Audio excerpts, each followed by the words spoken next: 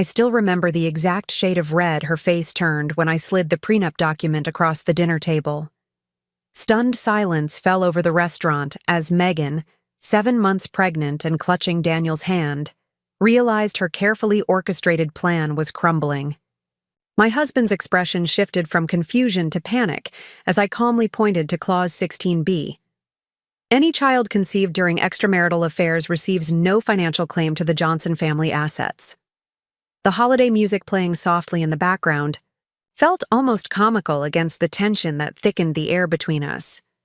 I hadn't planned on spending our anniversary dinner this way, but when your husband's pregnant assistant shows up claiming he's the father, sometimes the prenup you insisted on 5 years ago becomes your most powerful ally.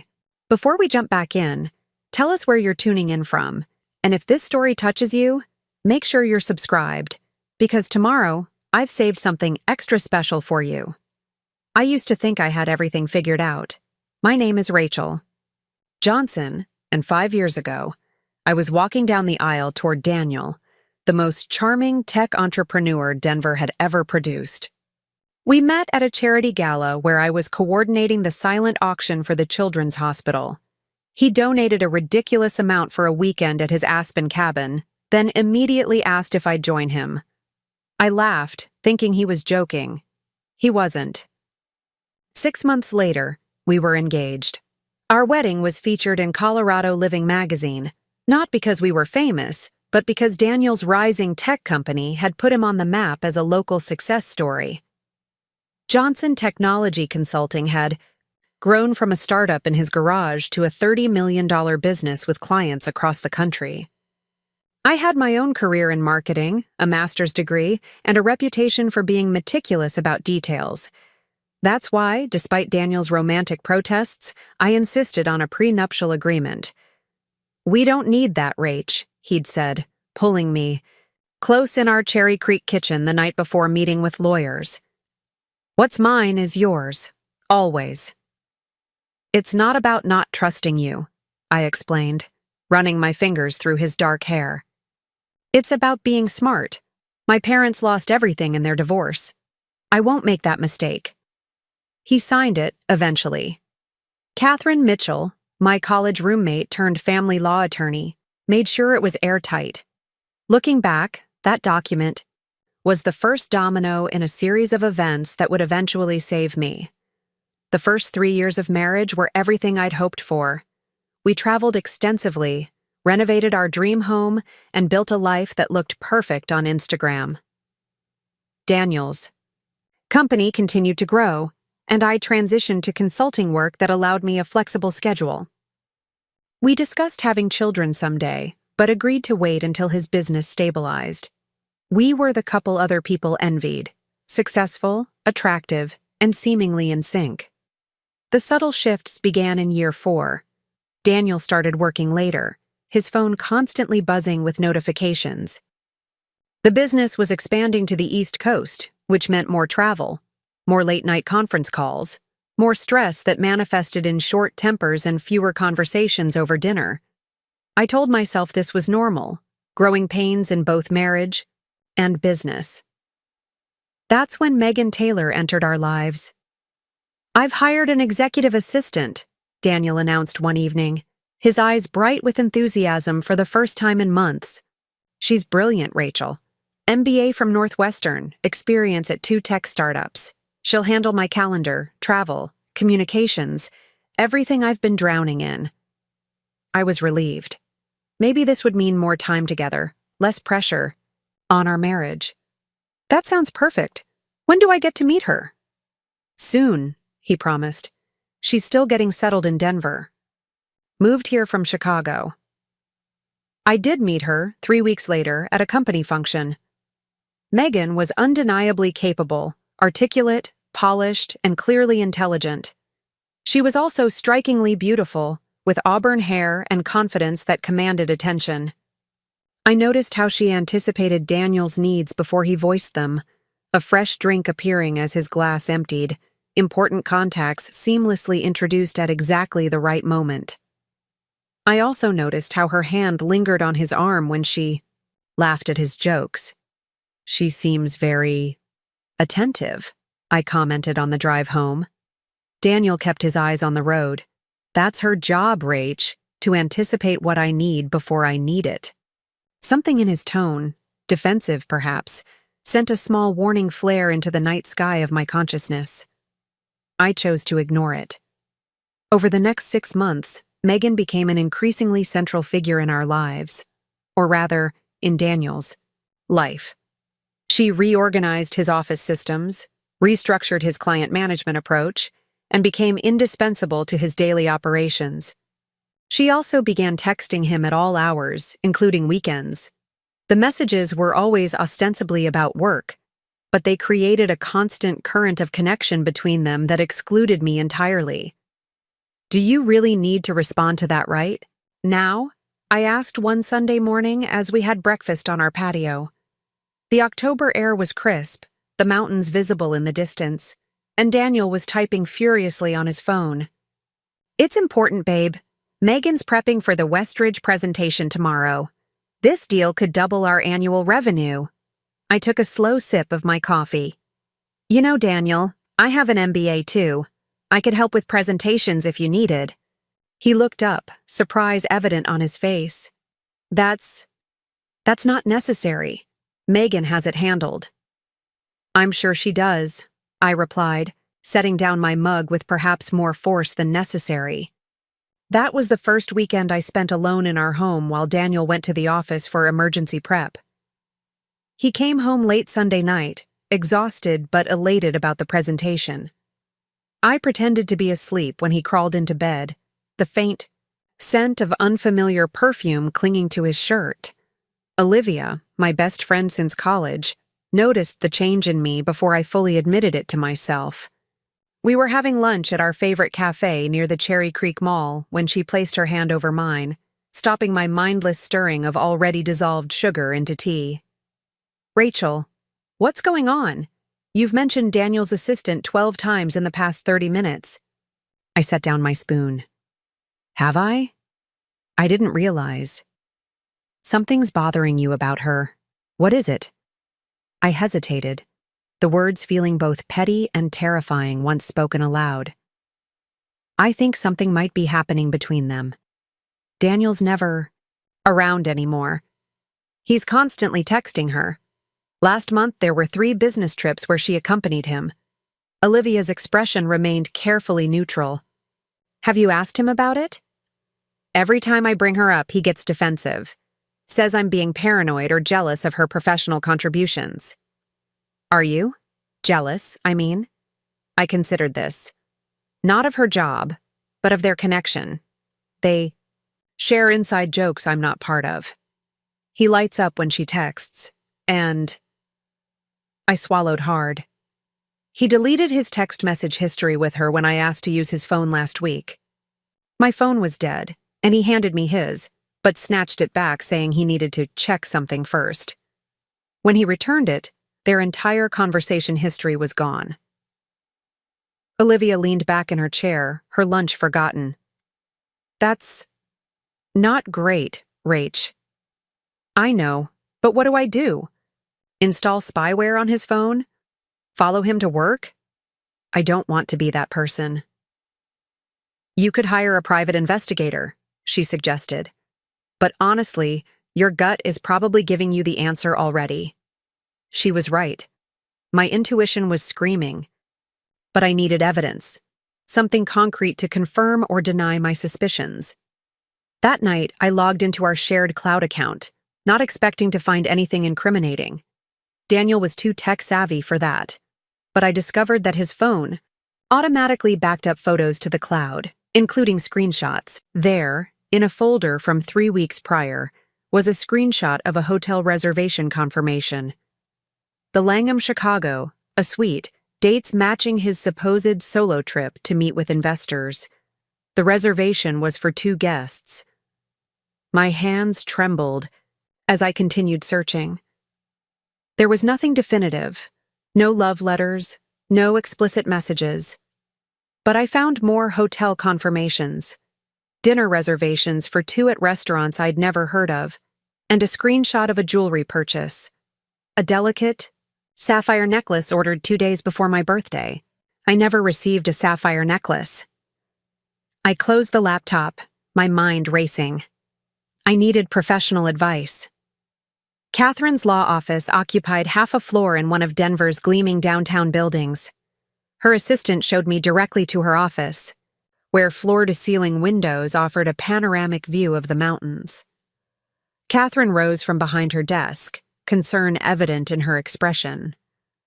We hadn't spoken in months, both too busy with our respective lives, but one distressed phone call had cleared her schedule for me. "Rachel," she embraced me, her familiar perfume momentarily comforting. "Sit down. Tell me what's happening." I sank into the leather chair across from her desk. "I think Daniel's having an affair with his assistant." Catherine's expression remained professionally neutral as I detailed my suspicions and the evidence I'd gathered. She took careful notes, occasionally asking clarifying questions. When I finished, she set down her pen and looked at me directly. "What do you want, Rachel? Are you considering divorce?" The question caught me off guard. Despite everything, I hadn't actually considered ending my marriage. "I don't know. I guess I want the truth first." Preparing and narrating this story took us a lot of time, so if you are enjoying it, subscribe to our channel. It means a lot to us. Now back to the story. "The truth can be painful," she warned, "and once you have it, you'll need to act on it one way or another." "I understand, but I can't make decisions based on suspicions." Catherine nodded. "In that case, I recommend documenting everything. Continue monitoring the cloud account. Check credit card statements, phone records, anything you have legal access to as his spouse. And Rachel," her voice softened, "prepare yourself financially, just in case. The prenup is solid, but only if we can prove infidelity, which the agreement specifically addresses. We need evidence, not just circumstantial hotel bookings." I left Catherine's office with a checklist of items to gather and a hollow feeling in my chest. That evening, I created a secure email account and began forwarding myself copies of everything I found. I also noticed that Daniel had started working from home more often, bringing work back to our house rather than staying late at the office. This struck me as odd given his earlier patterns, but I said nothing. The following week, Daniel suggested, "We host Thanksgiving dinner at our home." "My mom's coming in from Phoenix," he explained, "and I thought we could invite Jason and his wife, maybe your sister Emily and her husband. Small, intimate." I agreed, grateful for the chance to establish some normalcy. Perhaps I was overreacting about Megan. Perhaps the holiday season would help us reconnect. I threw myself into planning the perfect Thanksgiving. Our dining room was transformed with autumn decor, the menu meticulously crafted to accommodate everyone's preferences. Daniel seemed more attentive than he had in months, helping with preparations and staying close to home. My suspicions began to feel distant, perhaps even unfounded. 3 days before Thanksgiving, I was organizing the guest room for Daniel's mother when my phone buzzed with a text from an unknown number. "Is this Rachel Johnson? We need to talk about Daniel and Megan. Meet me at Blueprint Coffee tomorrow at 10 a.m. It's important." My heart raced as I stared at the message. Could it be a prank? A trap of some kind? I considered ignoring it, but curiosity and dread propelled me to respond. "Who is this?" "Someone who knows the truth. Tomorrow, 10 a.m. I didn't tell Daniel about the message. The next morning, I dressed casually and drove to Blueprint Coffee, a small cafe in an area of Denver I rarely visited. I arrived early, selected a table with a view of the door, and ordered a latte I had no intention of drinking. At precisely 10 Dao, a woman entered. She was perhaps in her early 30s, professionally dressed, and scanning the room with purpose. When her eyes landed on me, recognition flickered across her face. She approached my table. "Rachel?" I nodded, gesturing to the chair across from me. "And you are?" "Allison Martinez. I worked at Johnson Technology until 3 weeks ago. I was in accounting." My mouth went dry. You said we need to talk about Daniel and Megan. Allison folded her hands on the table. I was let go after questioning some expense reports. Specifically, expenses filed by Megan Taylor that Daniel approved without the usual documentation. What kind of expenses?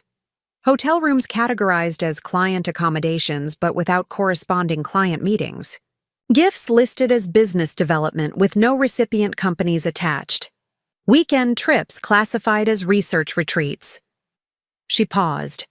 I'm not telling you this for revenge, though I won't pretend I wasn't angry about being fired. I'm telling you because I would want to know if I were in your position. Do you have proof of these expenses? Allison reached into her bag and withdrew a flash drive. Copies of everything I flagged before they terminated me. I shouldn't have these technically, but ethical accounting practices matter to me. I took the flash drive, my fingers trembling slightly. Why are you really doing this, Allison?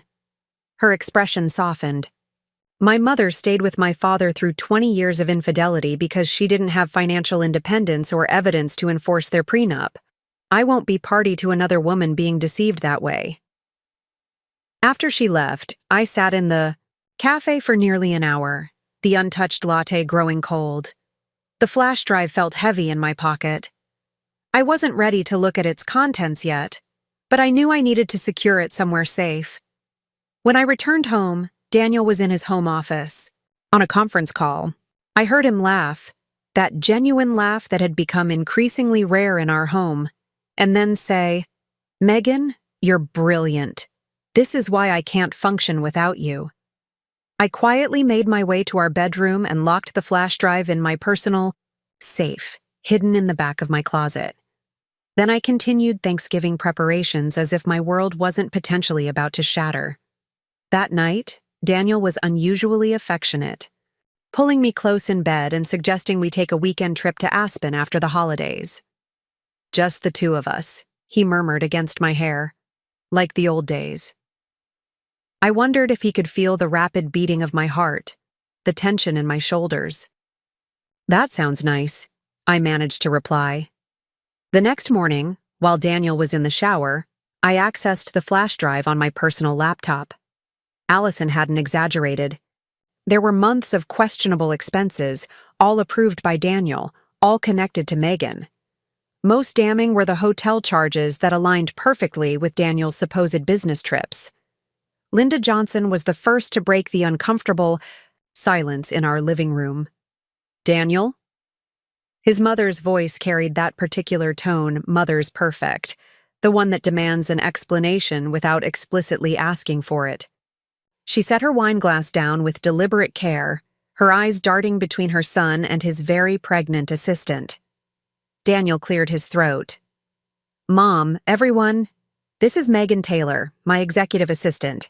She's been instrumental in our East Coast expansion. His voice was steady, professional, as if this were a board meeting rather than our Thanksgiving dinner. I mentioned we might have another guest, but I wasn't sure if Megan would be able to make it. I had no recollection of him mentioning any additional guests, and from the confused expressions around the room, neither did anyone else. My sister Emily caught my eye from across the room, her eyebrows raised in silent question. I gave her the smallest shake of my head, a gesture we'd perfected in childhood when signaling, not now. Well, I said, clapping my hands together with forced brightness. The more the merrier. Megan, let me take that casserole for you. Everyone, dinner is almost ready. As I led Megan to the kitchen, I could feel the weight of everyone's stares on my back. The casserole dish was warm in my hands. Sweet potato with marshmallows, I noted absently. A traditional Thanksgiving dish that suggested Megan had given this appearance considerable thought. Thank you for welcoming me, Megan said as we entered the kitchen. Her voice was confident, but I caught the nervous glance she threw toward the living room where Daniel remained. Daniel has spoken so highly of you. Has he? I placed the casserole on the counter and turned to face her fully. Up close, Her pregnancy was undeniable. The rounded belly, the subtle changes in her face. 7 months along, according to Allison, which would coincide perfectly with Daniel's New York trip. Of course, she smiled, resting a hand protectively over her stomach. The gesture seemed deliberately pointed. Your home is lovely. Thank you. I'm curious, though. What exactly did Daniel tell you about tonight? Her smile faltered slightly. That it was time to be honest. That hiding things wasn't fair to anyone, especially with the baby coming. The calm that settled over me was surprising, almost out of body. I had imagined confronting Daniel's infidelity would feel like drowning, but instead, I felt strangely anchored. I see. And the baby is due in February, she supplied, her hand still cradling her belly. A boy. Congratulations, I said automatically. Would you mind helping me bring these dishes to the dining room? Everyone must be hungry. I saw confusion flicker across her face. This wasn't the reaction she had anticipated. Good.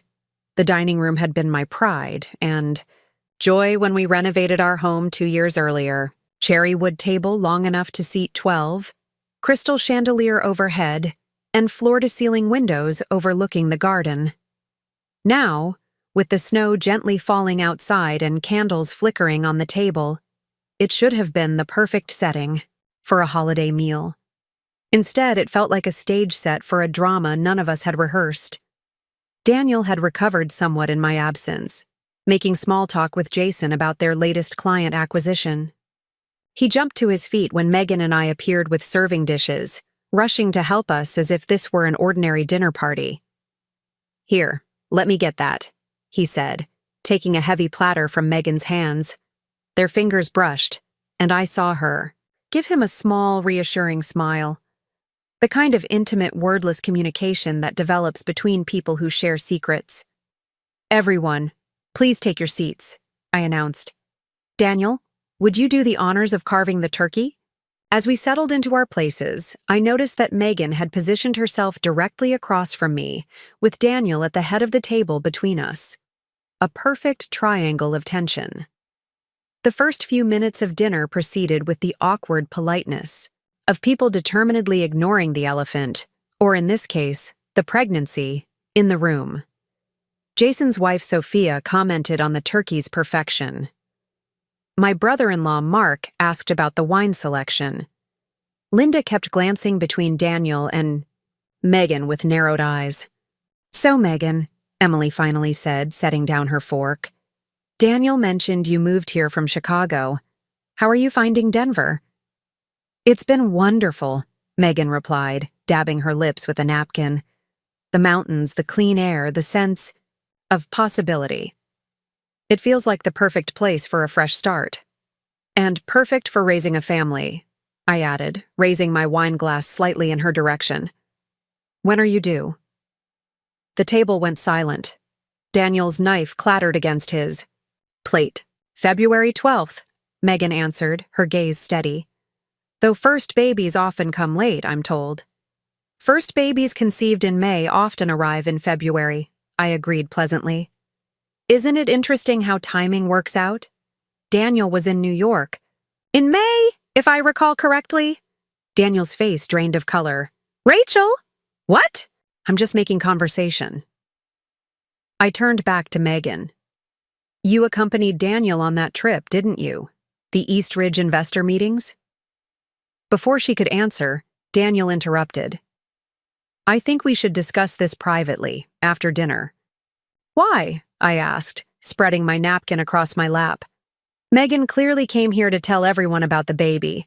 Isn't that right, Megan? That's what Daniel meant when he said it was time to be honest? The atmosphere in the dining room had transformed. Entirely. No one was pretending to eat anymore. Even Linda sat frozen, her fork suspended midway to her mouth. Yes, Megan finally said, her voice softer now. I'm tired of hiding. We're tired of hiding. We? I repeated, arching an eyebrow. So you're confirming that Daniel is the father of your child? Rachel, please. Daniel's voice had taken on a pleading tone. This isn't how I wanted. How did you want it exactly?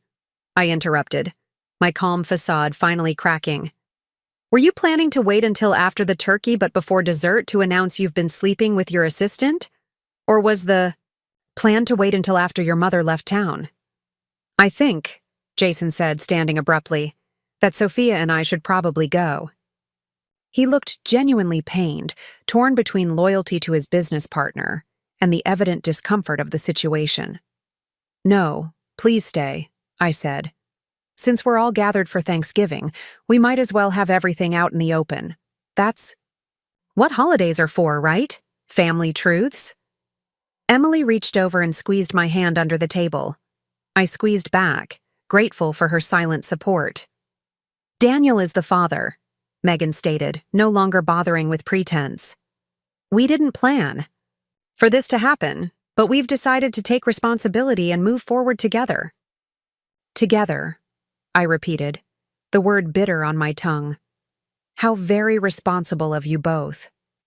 Linda finally broke her silence. Daniel Michael Johnson, she hissed. What have you done? Daniel looked at his mother, then at me, then down at his plate. Mom, this isn't how I wanted you to find out. Rachel, I was going to tell you. I've been trying to find the right moment. When exactly is the right moment to tell your wife you've impregnated your assistant? I asked, surprised by how steady my voice remained. Before or after suggesting, a romantic weekend in Aspen, just the two of us? Before or after watching me plan this entire Thanksgiving dinner for your family? Megan looked genuinely confused. You invited me, Daniel.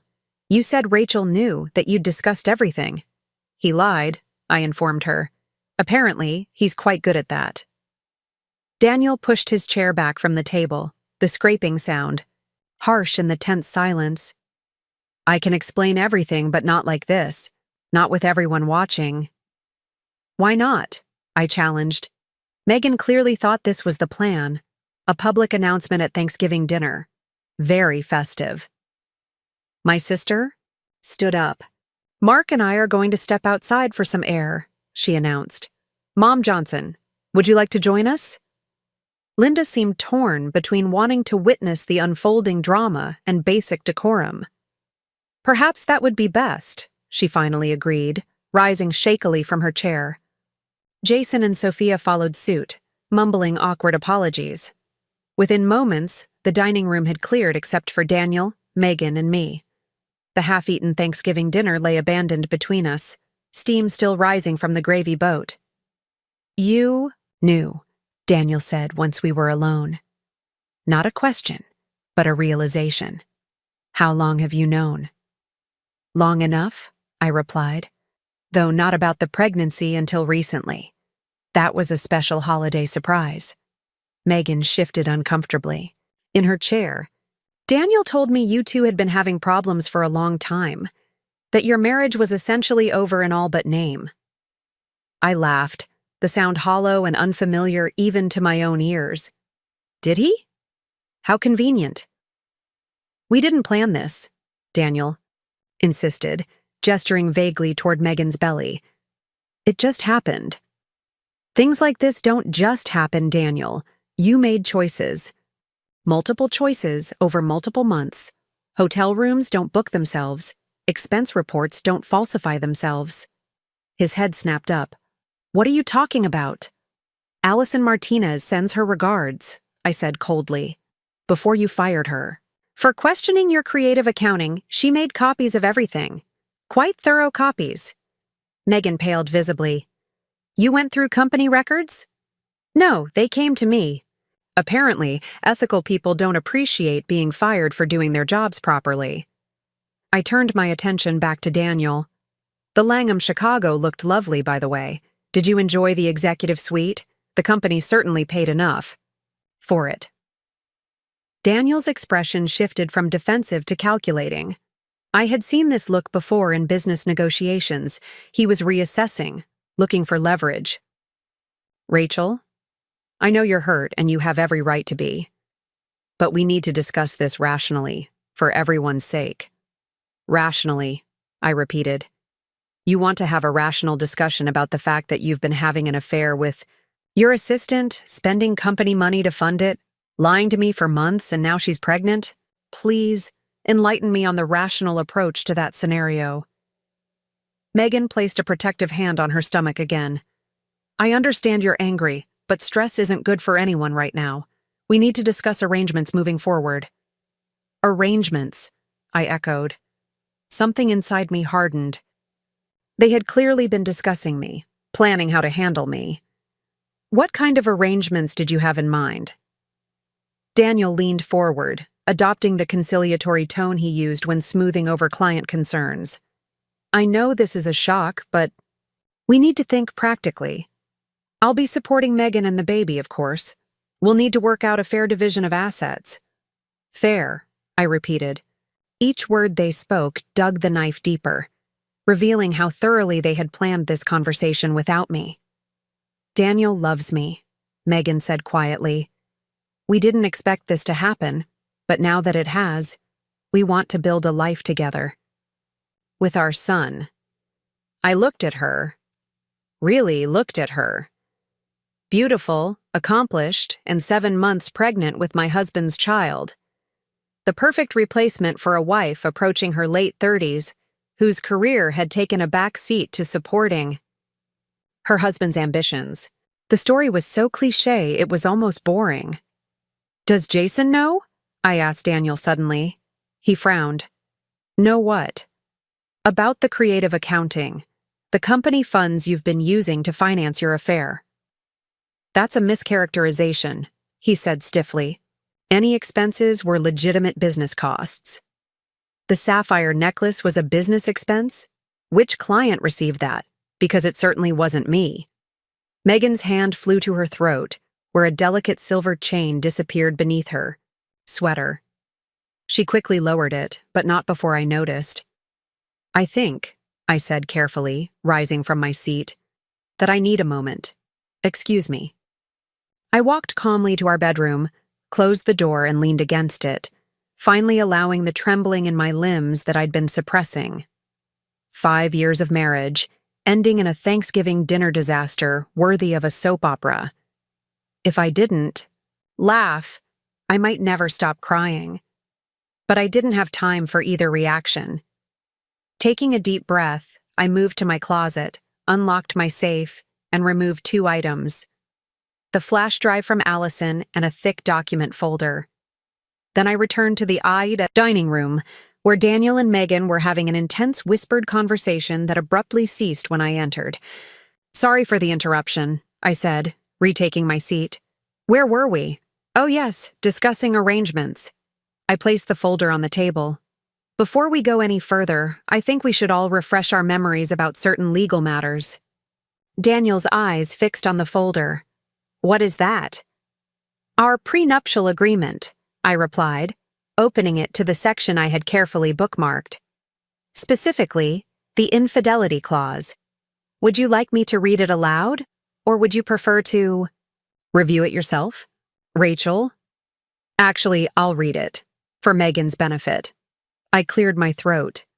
In the event that either party engages in extramarital affairs during the course of the marriage, the non-offending spouse shall be entitled to 70% of all marital assets, plus continued ownership of the primary residence. Furthermore, any children conceived during extramarital affairs shall have no financial claim on family assets, beyond what is legally mandated for basic support. Megan's face drained of color. That can't be legally binding for a child? The child's basic support is protected, I clarified. But trust funds, inheritance, company shares, those are all excluded. This prenup was drafted by one of the top family law attorneys in Colorado and has been reviewed annually since our marriage. It's quite solid. Daniel's expression had turned to stone. You wouldn't do that to an innocent child. I wouldn't, I agreed. But I also didn't sleep with my employee, drain company funds to finance the affair, or plan to ambush my spouse at Thanksgiving dinner. with news of a love child. I closed the folder. Actions have consequences, Daniel. I didn't write that clause. You signed it. Willingly. This is vindictive, Megan interjected, her earlier confidence evaporating. Using a legal technicality to punish a child. I'm not punishing anyone, I cut her off. I'm enforcing an agreement that Daniel entered into freely. The same way he entered into marriage vows, which apparently meant nothing to him. Daniel leaned forward, his voice dropping. Rachel, be reasonable. We can work this out privately, without lawyers. I'm prepared to be generous. Generous, I repeated, the word tasting like ash. With what? Our shared assets? The company you built while I managed our household and social connections? The home I decorated? I shook my head. No, Daniel. Generosity would have been honesty. Generosity would have been ending our marriage before starting a new family. I slid the flash drive across the table toward him. This contains copies of all the falsified expense reports, personal purchases categorized as business expenses, and hotel bookings paid for through the company. If you're concerned about being generous with our marital assets, perhaps you should worry more about what the company board will think of these creative accounting practices. His face darkened. That's blackmail. No, it's leverage, something you understand quite well. I stood up, smoothing my dress. Now I think it's time for both of you to leave. My family is waiting outside in the cold because you decided Thanksgiving was an appropriate time for this revelation. Megan looked at Daniel uncertainly. What do we do? The question wasn't directed at me, but I answered anyway. You leave. You contact a lawyer, not the company's lawyer, your own lawyer, and you prepare for the reality that your child's father has created. Daniel stood slowly, his movements stiff with suppressed rage. This isn't over, Rachel. Actually, it is, I replied, feeling a strange calm settle over me. Our marriage is over. Your unfettered access to our assets is over. The only thing beginning is the legal process that will formalize what you've already decided through your actions. As they gathered their things, I noticed Megan's hand repeatedly going to her throat, to the necklace hidden beneath her sweater. The sapphire necklace that should have been my birthday present, now adorning the neck of the woman carrying my husband's child. The final insult in an evening full of them. I followed them to the door, maintaining my composure through sheer force of will. Daniel paused at the threshold, turning back to face me. I never meant to hurt you, he said, and for a moment I saw a flicker of the man I had married. Uncertain, almost vulnerable. But you did, I replied simply. And you planned exactly how to tell me in front of everyone on a holiday. That wasn't an accident, Daniel. That was a calculated move to control the narrative. His momentary vulnerability vanished, replaced by the cold mask I had seen increasingly over the past year. Without another word, he guided Megan out the door. And into the snowy evening, I watched through the window as they walked to his car, his hand on the small of her back, an intimate gesture I recognized all too well. Only when their taillights disappeared down the street did I allow my shoulders to slump, the facade of strength momentarily cracking. A gentle hand touched my arm. Emily had come back inside, her cheeks flushed from the cold. They're gone? I nodded, unable to trust my voice. Mom Johnson, Jason, and Sophia are in the kitchen, salvaging what they can of dinner. Mark's opening more wine. She squeezed my arm. What do you need, Rach? What did I need? The question seemed simultaneously simple and impossible to answer. I needed the last 6 months back. I needed my marriage to not be a lie. I needed to not be standing in my carefully decorated home on Thanksgiving, having just confronted my husband and his pregnant mistress. Wine, I finally said. Lots of wine. Emily nodded, guiding me toward the kitchen. And tomorrow? Tomorrow, I call Catherine and start divorce proceedings. The kitchen was a flurry of activity when we entered. Linda was aggressively reheating side dishes, her movements sharp with barely contained fury. Jason and Sophia were quietly setting the dining table anew, erasing all evidence of the previous disastrous scene. Mark was indeed opening more wine, lining up bottles like soldiers preparing for battle. "Rachel," Linda said when she saw me, immediately abandoning the sweet potatoes to wrap me in a fierce hug. "I am so sorry. So sorry." The unexpected gentleness nearly broke me. I had always respected Linda, but our relationship had been cordial rather than warm. Now, her maternal embrace offered comfort I hadn't known I needed. "It's not your fault," I managed, pulling back slightly. "You didn't raise him to do this." "No," she agreed, her eyes flashing. "And when I get him alone, I plan to remind him of exactly how he was raised." Despite everything, I found myself smiling. I'd pay to see that conversation. "It's on the house," Linda assured me, returning to her dinner rescue mission with renewed vigor. Jason approached next, his discomfort evident. "Rachel, I had no idea about any of this. The company funds, the situation with Megan, none of it." "I believe you," I said, accepting the glass of wine Mark silently offered. "But you might want to audit those expense reports more carefully going forward." He nodded gravely. "First thing Monday morning." We eventually settled back at the dining table, a smaller group now, the empty chairs a stark reminder of the evening's drama. The food was slightly overcooked from reheating, the mood subdued, but there was also an unexpected intimacy to this gathering of allies.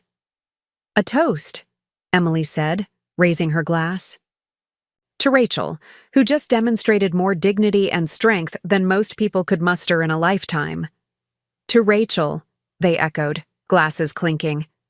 I took a sip of wine, the warmth spreading through me a poor substitute for the happiness I had hoped for today, but welcome nonetheless. "Thank you all for staying. I'm sorry the holiday was ruined." "Nonsense," Linda declared, attacking her turkey with surprising ferocity. "The holiday isn't ruined. The marriage is ruined. Important distinction." "Linda," Sophia gasped, but I found myself laughing, actually laughing, for the first time in hours. "She's right," I admitted. "The marriage has been ruined for months. I just didn't have confirmation until today." "What will you do?" Jason asked carefully. "About the company, I mean, the prenup." I considered this. Daniel and I had equal shares in Johnson Technology Consulting on paper, though he was the public face while I had taken a background role. "I don't know yet. I need to talk to Catherine, understand my options."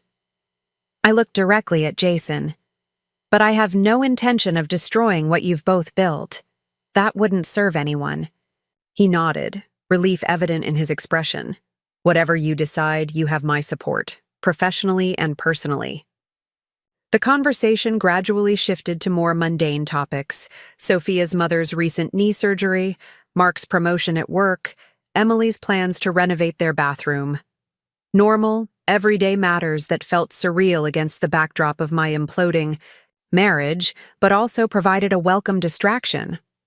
By the time we reached dessert, pumpkin pie that had survived the evening's chaos unscathed, I felt a curious sense of clarity emerging from the emotional hurricane.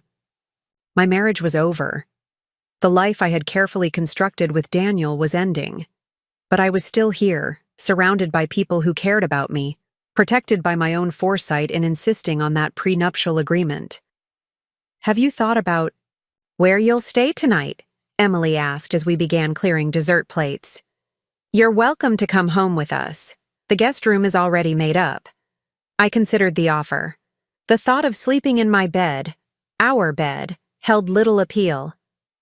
But leaving felt like conceding territory, like admitting defeat. "I appreciate it, but I think I'll stay here tonight," I decided. "This is my home. I'm not being driven out of it." Linda nodded approvingly. "Good girl, stand your ground." "But maybe tomorrow." I looked at my sister.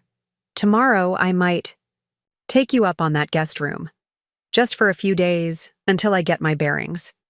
Whatever you need, Emily assured me, squeezing my hand. For as long as you need it. After everyone had gone, with hugs, reassurances, and promises to check in the next day, I found myself alone in the silent house. The dining room still bore evidence of our interrupted Thanksgiving. Wine glasses half empty, candles burned. Low, napkins abandoned beside plates. I moved through the rooms methodically, gathering dishes, extinguishing candles, restoring order to the physical space even as my emotional landscape remained in chaos. In the kitchen, I found Megan's sweet potato casserole, still largely untouched. Without hesitation, I dumped the entire dish into the garbage disposal and watched with grim satisfaction as it disappeared. Later, as I lay in bed, on my side, only leaving his untouched as if maintaining this small boundary might protect me, I realized I hadn't cried. Not a single tear through the entire confrontation and its aftermath.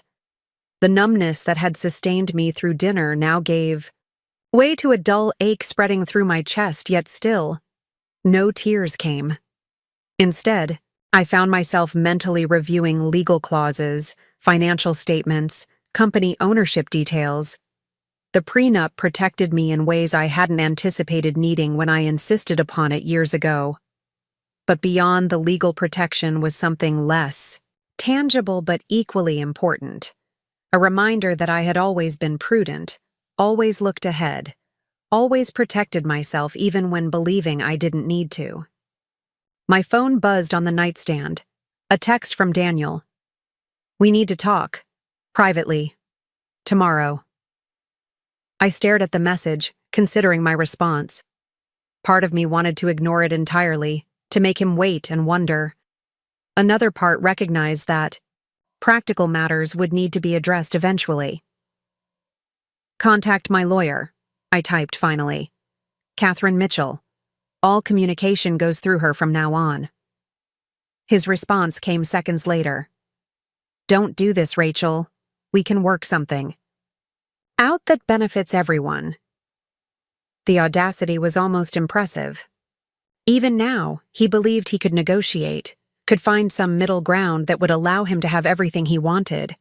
His pregnant girlfriend, access to our shared assets, perhaps even my continued silence about the misappropriated company. Funds. "The time for negotiation was before you slept with your assistant," I replied. "Before you spent company money on hotels and gifts for her. Before you planned to ambush me with her pregnancy at our Thanksgiving dinner. There's nothing to discuss directly. Catherine's number is in your contacts." I turned off my phone after that, unwilling to allow his responses to penetrate the fragile sense of resolve I had constructed. Tomorrow would bring complicated legal discussions, financial evaluations, and likely the beginning of a messy divorce. But tonight, in this moment, I had done what needed to be done. I had stood my ground, protected my interests, and refused to be manipulated. As I drifted toward an exhausted sleep, one thought provided unexpected comfort. The prenuptial agreement I had insisted upon, the document Daniel had dismissively signed, assuring me we would never need it, would now ensure that his betrayal came with consequences he couldn't charm, negotiate, or lie his way out of. Morning arrived with harsh clarity, winter sunlight reflecting off fresh snow to create a brightness that felt at odds with my emotional state. I had slept fitfully, haunted by fragments of dreams where Daniel and Megan laughed at me across conference tables and restaurant booths. I woke feeling hollow, with the strange sensation that I was observing myself from a distance, watching a woman whose life had dramatically altered in the space of a single evening. The house was preternaturally quiet. No coffee brewing, no shower running, no CNN playing in the background as Daniel checked markets before breakfast. Just silence and stillness, a preview of my new reality. I reached for my phone, powering it on with a sense of dread. Notifications immediately flooded the screen. 5 missed calls and a dozen text messages from Daniel. concerned check-ins from Emily and Olivia, and an early morning email from Catherine acknowledging my voicemail and confirming she would meet me at 11 a.m. I scrolled through Daniel's messages, each growing increasingly desperate. Rachel, please be reasonable. We need to discuss this. Like adults. Think about what you're doing to the company. You're making a mistake. I still care about you. This scorched earth approach helps no one. The final message, sent at 3:17 a.m., simply read, I'm sorry. For everything. Too little. Too late. I forced myself to shower and dress, selecting a tailored navy dress and blazer that had always made me feel confident. Armor for the battle. Ahead. As I applied makeup with mechanical precision, I studied my reflection, searching for visible evidence of the earthquake that had shattered my life. But the woman in the mirror looked remarkably unchanged, perhaps a bit paler, with shadows beneath her eyes, but still recognizably myself. Who was I now, without the identity of Daniel's wife? The question surfaced unexpectedly as I fastened a necklace around my throat. We had been Daniel and Rachel for so long that I had almost forgotten how to be simply Rachel. A marketing executive who had stepped back from her career to support her husband's ambitions. A woman who had channeled her organizational skills and creativity into building the perfect home and social life rather than professional achievements. The realization sent a jolt through me. In prioritizing our marriage, I had put my own ambitions on indefinite hold. I had been so busy creating the perfect environment for Daniel's success that I had neglected to nurture my own. That would need to change. Catherine's office felt like a sanctuary when I arrived precisely at 11 a.m., a space where emotion took a back seat to strategy and legal precedent. Her assistant ushered me straight in, where I found Catherine reviewing documents at her desk, her reading glasses perched on the end of her nose. Rachel, she said, rising to embrace me briefly before gesturing to the chair across from her desk. I've reviewed everything you sent. Over. First, let me say how sorry I am that you're going through this. Thank you, I replied, setting my purse on the floor beside me. Has Daniel's lawyer contacted you yet? Not yet, though I expect to hear something today. She removed her glasses, fixing me with a direct gaze. Before we get into the legal details, how are you actually doing? The question, asked with genuine concern rather than mere professional courtesy, nearly cracked my composure. I'm functioning, I managed. Still in shock, I think. It doesn't quite feel real. Catherine nodded sympathetically. That's normal. This is fresh trauma, and you're still processing it. I haven't cried, I admitted, the observation sounding strange when voiced aloud. Not once. Is that normal too? Everyone responds differently. Some people shut down emotionally as a protection mechanism. The tears may come later, or they may not. She leaned forward slightly. There's no correct way to feel about betrayal of this magnitude. I appreciated her straightforward acknowledgement of what had happened. Betrayal. Not marital difficulties, or infidelity, or any of the other euphemisms that might have minimized Daniel's actions. So, what happens now? I asked, eager to focus on practical matters. Catherine shifted into professional mode, outlining the process ahead with clinical precision. The filing of divorce papers citing infidelity with documented evidence. The enforcement of the prenuptial agreement's specific clauses. The division of assets according to those terms. The potential complications of the company's involvement, given the misuse of funds. The prenup is very strong, she assured me, tapping a document folder. The infidelity clause is clear, and the evidence you've provided is compelling. Moreover, the financial impropriety creates additional leverage beyond the scope of the prenup itself. Leverage for what? For a swift, clean resolution, Catherine explained. Daniel has significant motivation to settle this quickly and quietly, without involving the company board or potential regulatory scrutiny over misappropriated funds. I nodded, understanding her implication. And the pregnancy? Megan's child? The prenup specifically addresses children from extramarital affairs, she confirmed. While the child will be entitled to basic support as Daniel's biological offspring, the agreement excludes any claim on family assets, trust funds, or inheritance beyond that minimum. Daniel will fight that, I predicted. He'll want to provide for his son, and Megan will certainly push for more. Catherine's expression hardened slightly. He should have considered that before conceiving a child outside his marriage. The prenup is binding, Rachel. He signed it willingly, with full legal counsel. The consequences were clearly outlined. She was right, of course. Daniel had made his choices, repeatedly and deliberately. The fact that those choices now had financial consequences for his new family was not my responsibility to mitigate. What about the company? I asked, turning to perhaps the most complicated aspect of our entanglement. I own 45% of Johnson Technology. You have several options there, Catherine said, opening a different folder. You could maintain your ownership position, becoming a silent partner while Daniel continues day-to-day operations. You could sell your shares back to Daniel at a premium, given the circumstances. Or you could potentially sell to a third party, though there may be contractual limitations on that option. I considered these possibilities.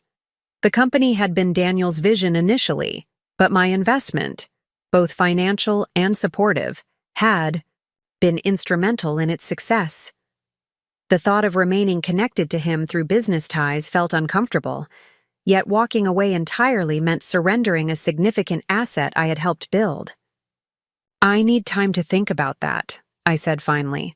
I don't want to make decisions out of anger or revenge that I might regret later. Catherine nodded approvingly. A wise approach. Nothing needs to be decided immediately. For now, let's focus on filing the divorce petition and securing temporary orders regarding access to your home and financial accounts.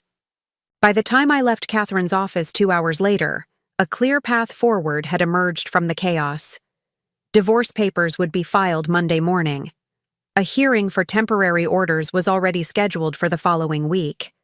Catherine had initiated the process of freezing certain joint accounts and documenting the current state of our assets to prevent any hasty liquidation or transfers by Daniel. I felt oddly lighter as I walked to my car, as if taking these concrete steps had somehow made the situation more manageable. The future remained uncertain, but it was no longer a formless void of pain and confusion. There were procedures to follow, legal protections to invoke, decisions to make from a position of relative strength rather than vulnerability. My phone rang as I slid into the driver's seat. Olivia's name flashed on the screen. Hey, I answered, realizing it was the first time I'd spoken to her since everything had imploded. Oh my God, Rachel, she breathed. Emily called me last night. Are you okay? Where are you? Do you need anything? The rapid-fire concern in her voice brought a small smile to my lips despite everything. I just left Catherine's office. I'm filing for divorce on Monday. Good, she said firmly. That bastard doesn't deserve another minute of your time. I can't believe he brought her to Thanksgiving dinner. Who does that? Someone who wanted to control the narrative, I replied, insights from my meeting with Catherine still fresh. He thought a public setting would limit my reaction, force me to be civilized. Well, that backfired spectacularly, Olivia observed. Emily said you were incredible, that you pulled out the prenup like a gunslinger in an old western. The weeks following Thanksgiving unfolded with clinical precision, a stark contrast to the emotional chaos I had expected.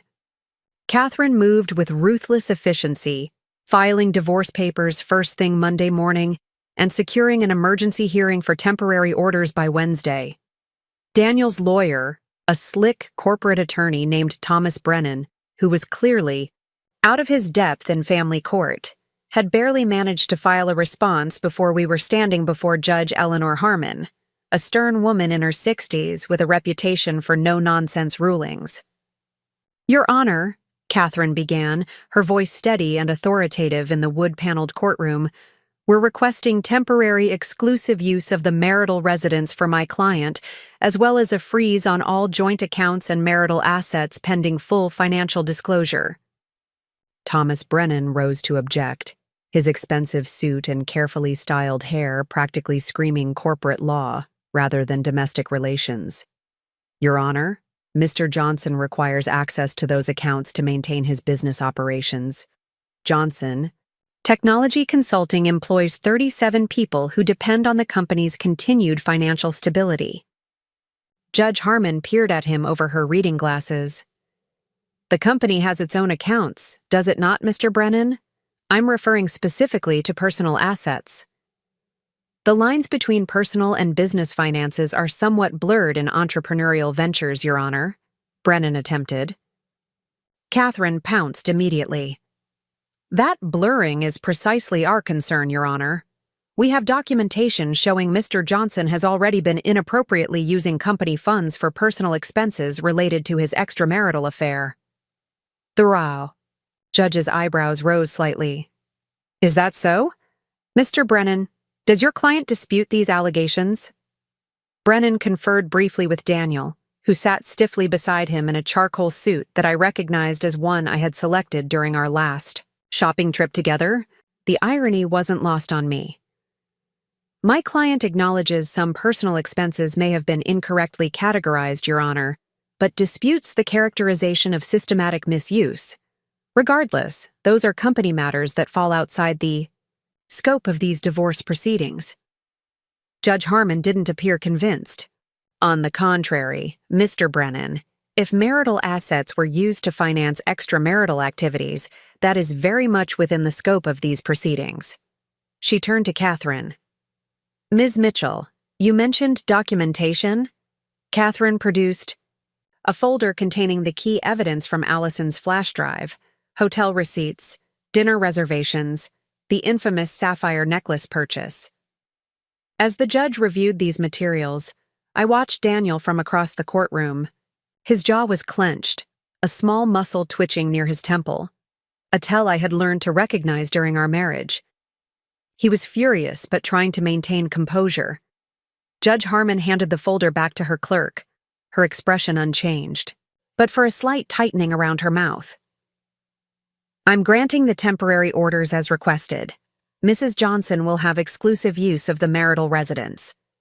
Joint accounts will be frozen except for a $5,000 transfer to separate accounts for each party to cover immediate living expenses. Mr. Johnson is to provide a full accounting of all financial holdings, both personal and business-related, within 7 days. She fixed Daniel with a pointed look. And Mr. Johnson, I strongly advise against any further blurring of business and personal expenses while these proceedings are ongoing. This court takes a dim view of such practices. With a final rap of her gavel, it was done. In the span of 20 minutes, I had secured my home, protected our joint assets, and seen the first official acknowledgement of Daniel's betrayal entered into legal record. The relief was so profound I nearly sagged against Catherine's side as we gathered our materials. Don't look at him, Catherine murmured as we prepared to leave. Walk straight out with your head high. I followed her instruction, focusing on the wooden doors at the back of the courtroom rather than Daniel's burning gaze.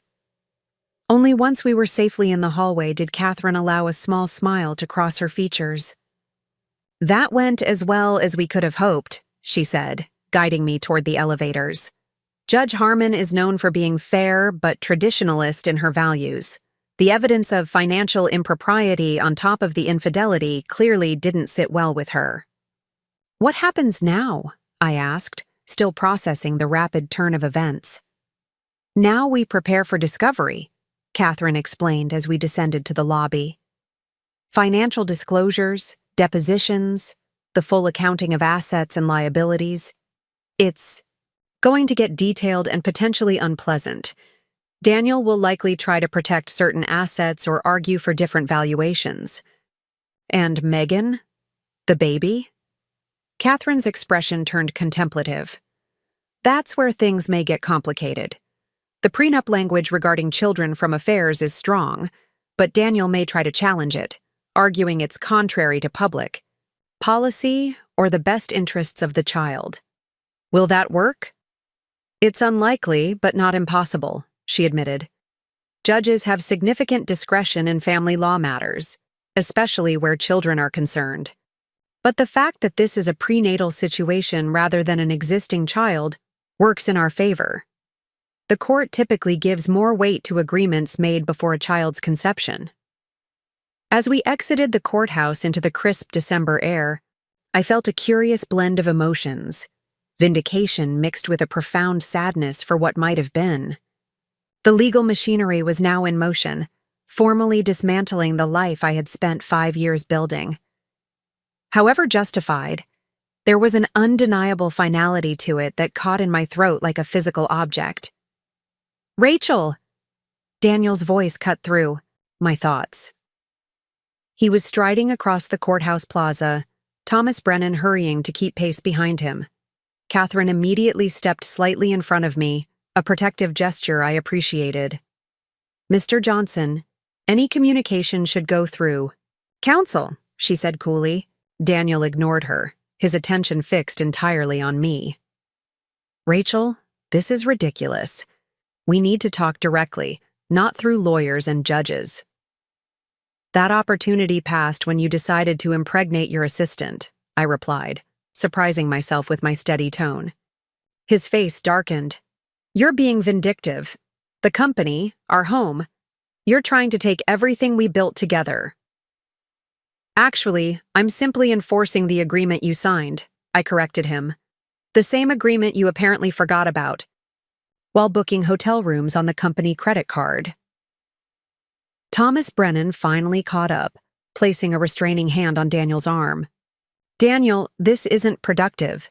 Ms. Mitchell is right. All communication should go through proper channels now."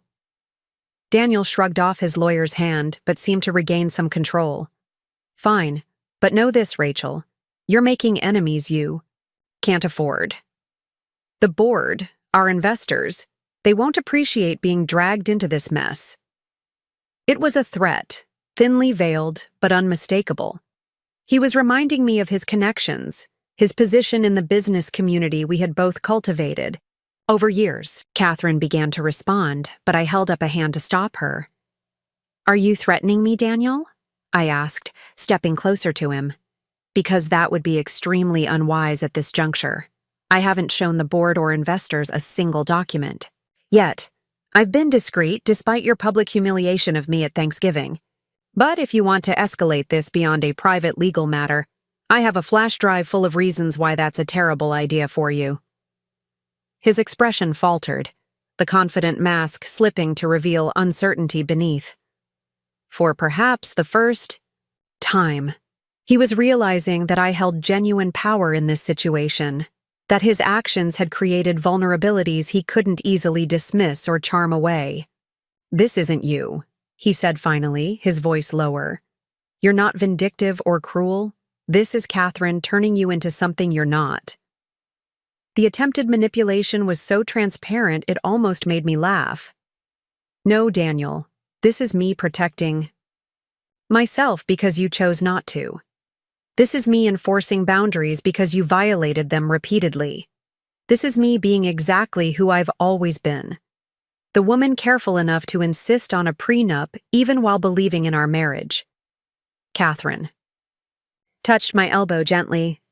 "We should go, Rachel. This conversation isn't beneficial to anyone." With a final nod to Daniel and his increasingly uncomfortable-looking attorney, I turned and walked away. Catherine's steady presence beside me like a shield against the emotional turmoil threatening to break through my carefully maintained composure. "That was well handled," she said once we reached her car. "But try to avoid direct confrontations if possible. Everything you say can potentially be used against you." "I understand," I agreed, buckling my seatbelt. "It won't happen again." But as we drove away from the courthouse, I caught a glimpse of Daniel still standing on the plaza, watching our departure with an expression I couldn't quite decipher. For a brief moment, I allowed myself to remember the man I had married. His enthusiasm when describing a new business idea, his tenderness during quiet moments, his genuine delight in surprising me with small, thoughtful gifts. When had that man begun to disappear? Or had he ever truly existed at all? The next 2 weeks passed in a blur of legal procedures and practical adjustments to my new reality. I moved temporarily into Emily's guest room, despite having legal rights to our home. The thought of sleeping in that house, surrounded by memories and carefully chosen furnishings that now felt like props from a staged life, was too painful to contemplate. "You can stay as long as you need," Emily insisted, helping me arrange my hastily packed belongings in her spare room. "Mark and I are happy to have you." The generosity of my sister and her husband provided a safe harbor during the storm, but I was acutely aware of imposing on their lives, their routines, their private spaces. I needed to establish my own independence, to build something separate from both my marriage and my family's protection. Catherine connected me with a real estate agent who specialized in discreet, short-term luxury rentals. By mid-December, I had secured a furnished apartment in downtown Denver, a sleek, modern space with floor-to-ceiling windows, offering mountain views and no memories attached to any corner or surface. The 6-month lease would give me time to decide on more permanent arrangements while the divorce proceedings unfolded. "It's perfect," Olivia declared during her first visit, spinning slowly in the center of the open-concept living area. "Completely different from your style with Daniel. A fresh aesthetic for your fresh start." She was right. I had deliberately chosen something that bore no resemblance to the warm, traditional decor of our Cherry Creek home. The apartment's minimalist design, with its clean lines and monochromatic color scheme, represented a blank canvas, both literally and metaphorically.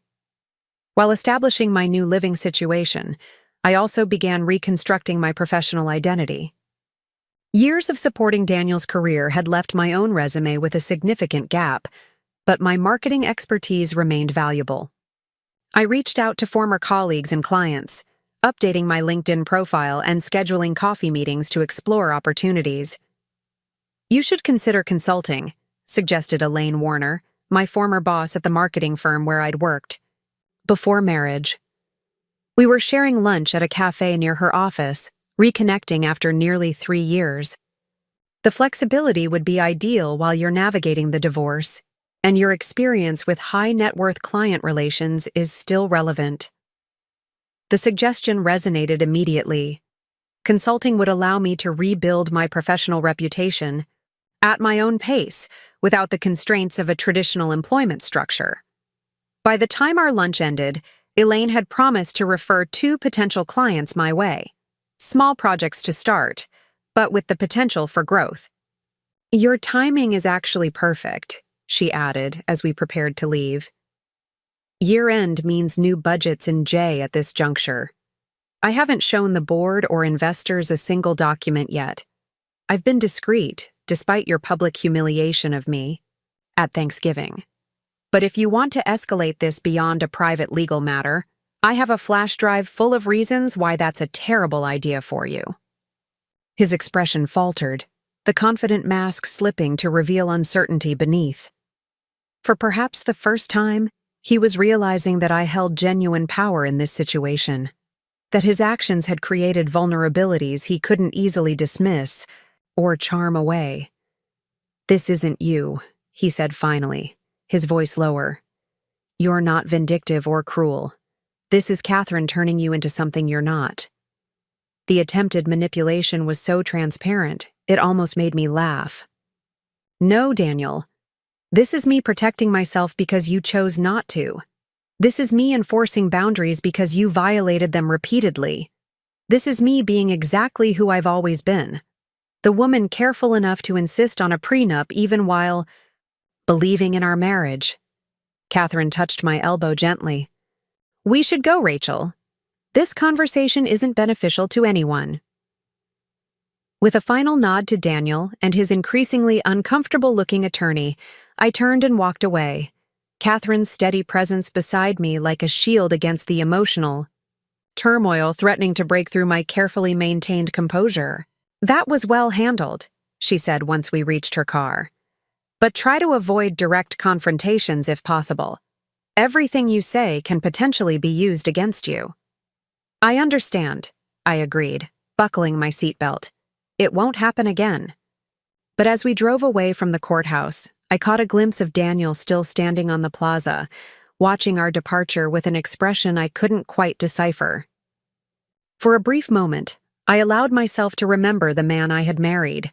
His enthusiasm when describing a new business idea, his tenderness during quiet moments, his genuine delight in surprising me with small, thoughtful gifts.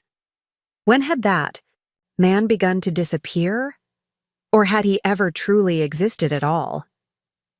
The next 2 weeks passed in a blur of legal procedures and practical adjustments to my new reality. I moved temporarily into Emily's guest room, despite having legal rights to our home.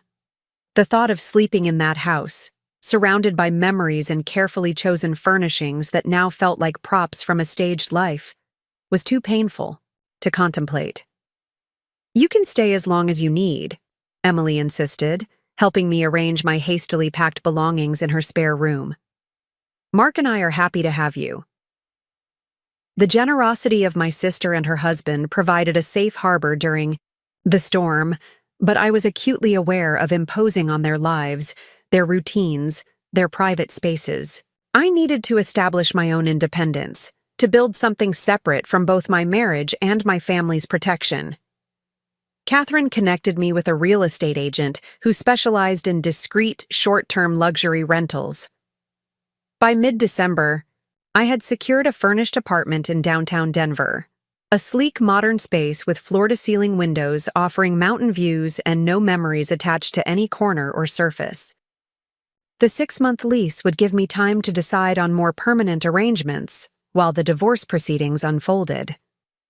"It's perfect," Olivia declared during her first visit, spinning slowly in the center of the open-concept living area.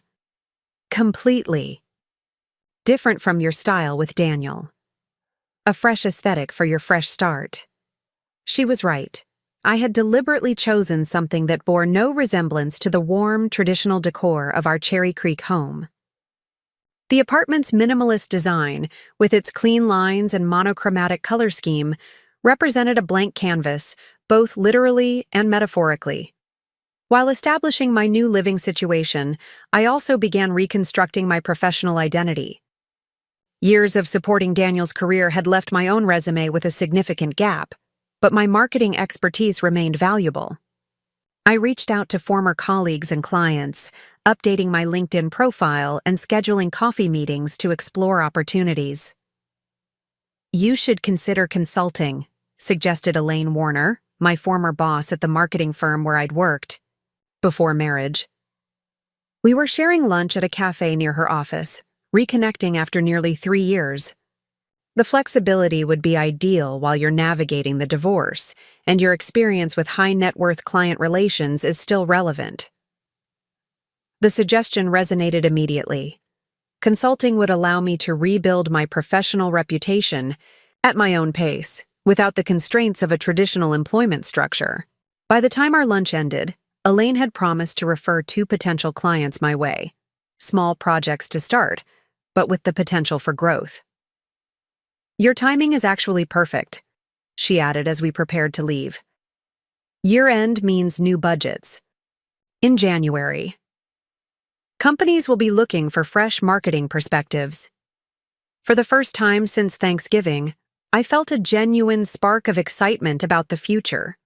Not just survival or damage control, but actual possibilities for growth and renewal. The feeling was fragile, easily overshadowed by waves of grief or anger that still ambushed me at unexpected moments, but its presence gave me hope that healing might eventually be possible. That hope was tested severely the following week when Catherine called with an update on the case. Her voice held an unusual tension that immediately put me on alert. "Daniel's legal team has filed their response to our petition," she began without preamble. They're challenging the prenuptial agreement on several grounds, including unconscionability and duress. That's ridiculous, I protested, pacing my new living room. Daniel had his own attorney review everything. He signed willingly. I know, Catherine assured me. These are standard tactics in high-asset divorces with prenups.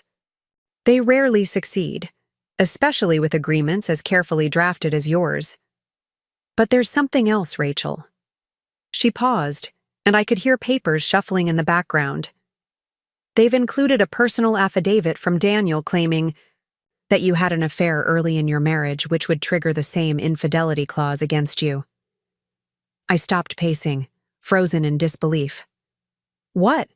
That's a complete fabrication. I know, Catherine interrupted gently.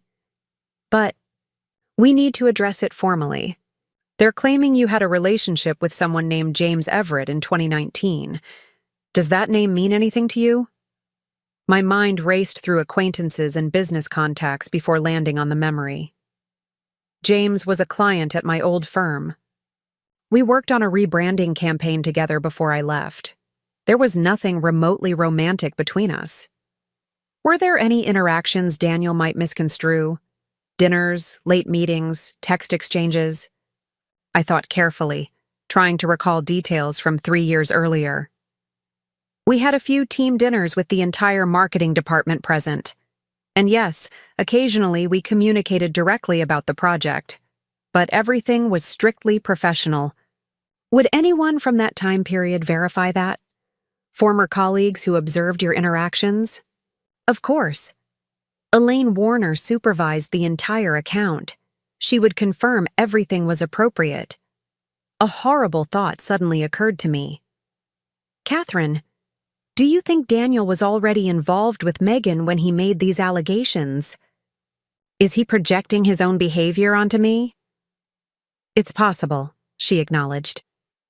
This could be an attempt to neutralize the impact of his affair by creating a parallel narrative where you both violated the marriage. It's actually quite common in these situations. The calculated nature of the accusation felt like a fresh betrayal. Daniel knew me, knew my values, my integrity, my fundamental honesty. To deliberately fabricate an affair, potentially damaging, my reputation and credibility represented a new low I hadn't believed him capable of reaching. How do we fight this? I asked, anger crystallizing into determination. We gather evidence and testimony refuting the claim, Catherine replied. Matter-of-factly, colleagues who can speak to the professional nature of your relationship with this James person, documentation showing your whereabouts during times Daniel may claim you were with him, character witnesses who can attest to your fidelity and honesty. And in the meantime?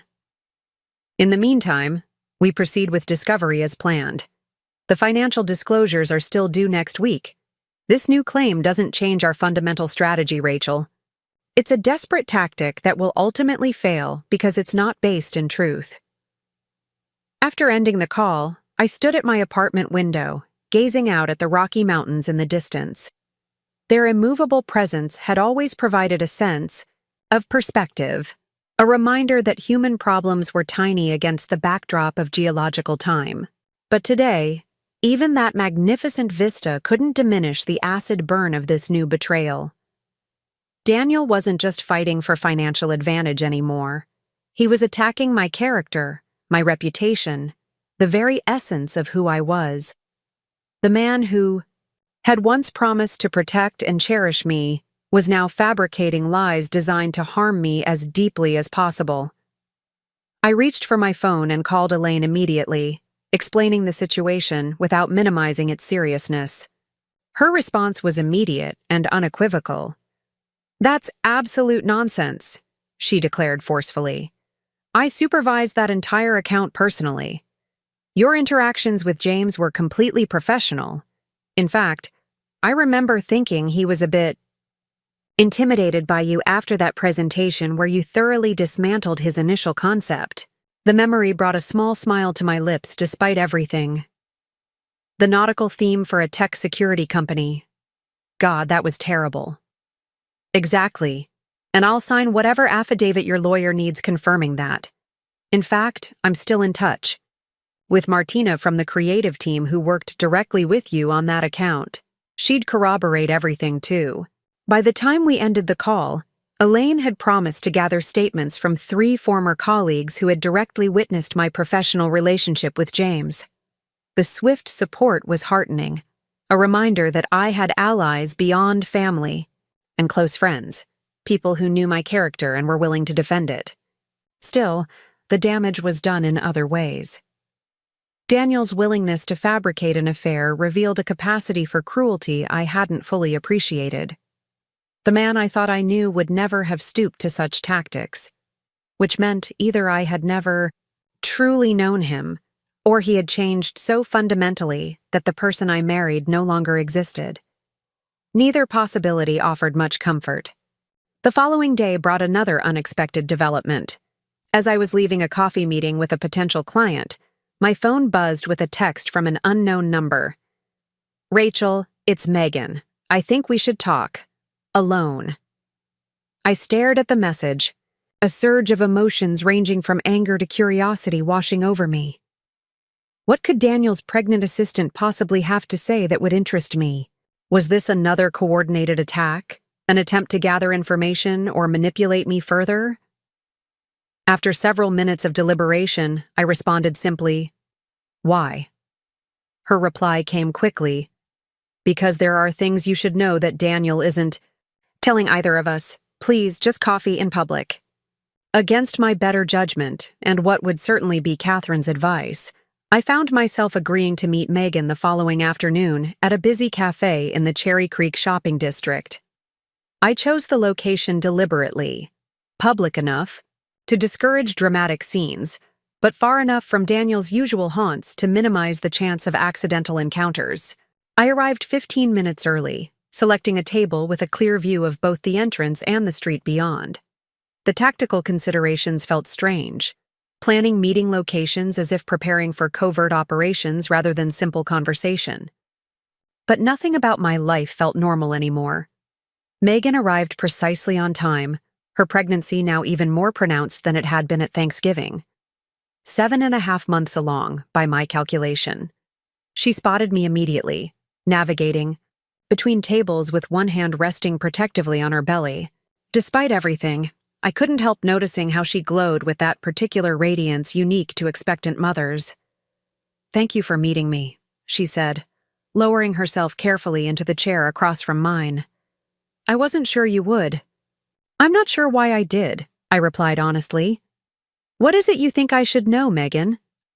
She ordered herbal tea when the server approached, waiting until he had moved away before speaking again. "First, I want to apologize for Thanksgiving. I truly believed you knew about the pregnancy, that Daniel had discussed everything with you. I would never have come otherwise." The apology seemed genuine, but it addressed only the smallest fraction of her transgressions against me. "You believed I knew my husband had impregnated his assistant and was planning to leave me, and that I had magnanimously invited you to Thanksgiving dinner to announce it to our family and friends?" Put that way, the absurdity was glaring. Megan had the grace to look genuinely uncomfortable. "When you phrase it like that, no, it doesn't make sense. But Daniel can be very convincing." She cradled her tea mug between her palms. "He told me your marriage had been effectively over for years, that you stayed together for appearances and business advantages. He said you had an arrangement." I laughed without humor. "An arrangement? How convenient for him to invent." "I know that now," she acknowledged, her expression pained. "But at the time, I believed him. I wanted to believe him." "Why are you telling me this?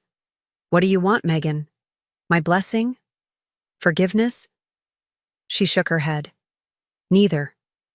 Those aren't mine to ask for. I'm here because Daniel isn't being honest with either of us, and I thought you deserved to know. This piqued my interest despite my skepticism. Go on." After Thanksgiving, After you revealed the prenup clause about children from affairs, Daniel assured me it wouldn't matter. He said his lawyers would easily overturn it, that he had leverage over you because of your own alleged affair. She met my eyes directly. He mentioned someone named James, said he had proof. The fabricated affair accusation had made its way to Megan too. Interesting that Daniel was using the same lie on both fronts. There was no affair, I stated flatly. James was a client at my former marketing firm. Daniel is lying to both of us. Megan nodded as if confirming something she already suspected. I thought as much. He's been different since Thanksgiving. Secretive. Controlling. When I asked, to see this supposed evidence, he became angry, told me to focus on the baby and let him handle the legal matters. Why would you doubt him now after believing everything else he told you? I couldn't keep the edge from my voice. She sighed, absently rubbing her rounded belly. Because I found something on his laptop. He left it open while taking a call. In another room. There was an email draft to someone named Thomas, his lawyer, I assume. My interest sharpened. What did it say? It outlined a strategy for countering your divorce filing. It mentioned creating alternative narratives to neutralize the infidelity clause. There was a line that said, "We need something that appears credible even without substantive evidence." Megan's voice had dropped to nearly a whisper. He was deliberately fabricating an affair to use against you. And when I confronted him about it, he dismissed my concerns, said it was standard legal strategy, that everyone does it in high-stakes divorces. I absorbed this information silently. While it confirmed what Catherine and I had already suspected, having direct confirmation from Megan was valuable, potentially even legally significant. Why tell me this? You're carrying his child. Your financial future is tied to his. Megan's expression hardened slightly. Because I'm beginning to understand what kind of man he actually is. Because fabricating evidence and perjuring himself suggests a character I don't want influencing my son. And because, she hesitated, I'm starting to question everything he told me about you, about your marriage, about his intentions toward me and the baby. I studied her carefully, looking for signs of manipulation or deceit. But all I saw was a pregnant woman grappling with painful realizations about the father of her child, a position I couldn't help but empathize with despite being on opposite sides of the situation. What exactly are you asking from me, Megan? Nothing specific, she replied. I just thought you should know what he's doing, and… She paused, seemingly gathering courage. I wanted to ask if the prenup clause about children from affairs is as ironclad as you suggested. Not for my sake, but for my son's. The question surprised me with its directness. Catherine, my lawyer, believes it's very strong. The fact that the pregnancy occurred during our marriage makes it particularly applicable. Megan nodded slowly, absorbing this. I see. But, I continued, surprising myself, the clause primarily affects inheritance and trust fund access, not basic support. Your son would still receive child support consistent with Daniel's income level. That's clarifying. Thank you. She took a sip of her tea, wincing slightly as she shifted position. He hasn't been forthcoming about any of the financial aspects. When I ask, he says everything will be taken care of, that I shouldn't worry. An uncomfortable parallel struck me, how similar her current experience was to patterns in my own marriage. Daniel making financial decisions unilaterally. Daniel providing reassurance without transparency. Daniel expecting trust without accountability. If I can offer one piece of advice, I said, the words emerging before I had fully formed the thought. Get your own lawyer, not someone Daniel selects or pays for. Someone who represents only your interests and your child's. Megan looked genuinely surprised at this suggestion coming from me. You would advise that, even though it might complicate your own case? This isn't about winning or punishing anymore. I replied, realizing the truth of it as I spoke. It's about establishing clarity and fairness. Daniel has demonstrated he's willing to lie to protect his interests. You need someone advocating specifically for you. Our conversation continued for another 20 minutes, covering unexpected territory. Megan shared more details about how her relationship with Daniel had evolved, beginning professionally, but gradually crossing boundaries during late nights at the office and business trips. I found myself oddly detached listening to these details, as if she were describing characters in a film rather than my actual husband and the collapse of my marriage. As we prepared to leave, Megan hesitated, her hand again resting on her belly. There's one more thing you should know. The company's financial situation isn't as solid as Daniel portrays publicly. There have been cash flow problems for months. He's been keeping it from the board, using creative accounting to maintain appearances. This was new and potentially significant information. How do you know this? I've been handling his correspondence, including some communications with creditors. And I overheard him arguing with Jason about taking on debt to cover operating expenses. She met my gaze directly. If I were you, with a significant ownership stake, I'd look into this before agreeing to any settlement involving company shares. With that final revelation, we parted ways, unlikely allies connected by the same man's deceptions.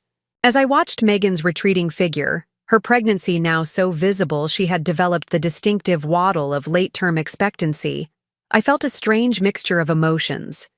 Anger and betrayal remained, but they were now complemented by something unexpected.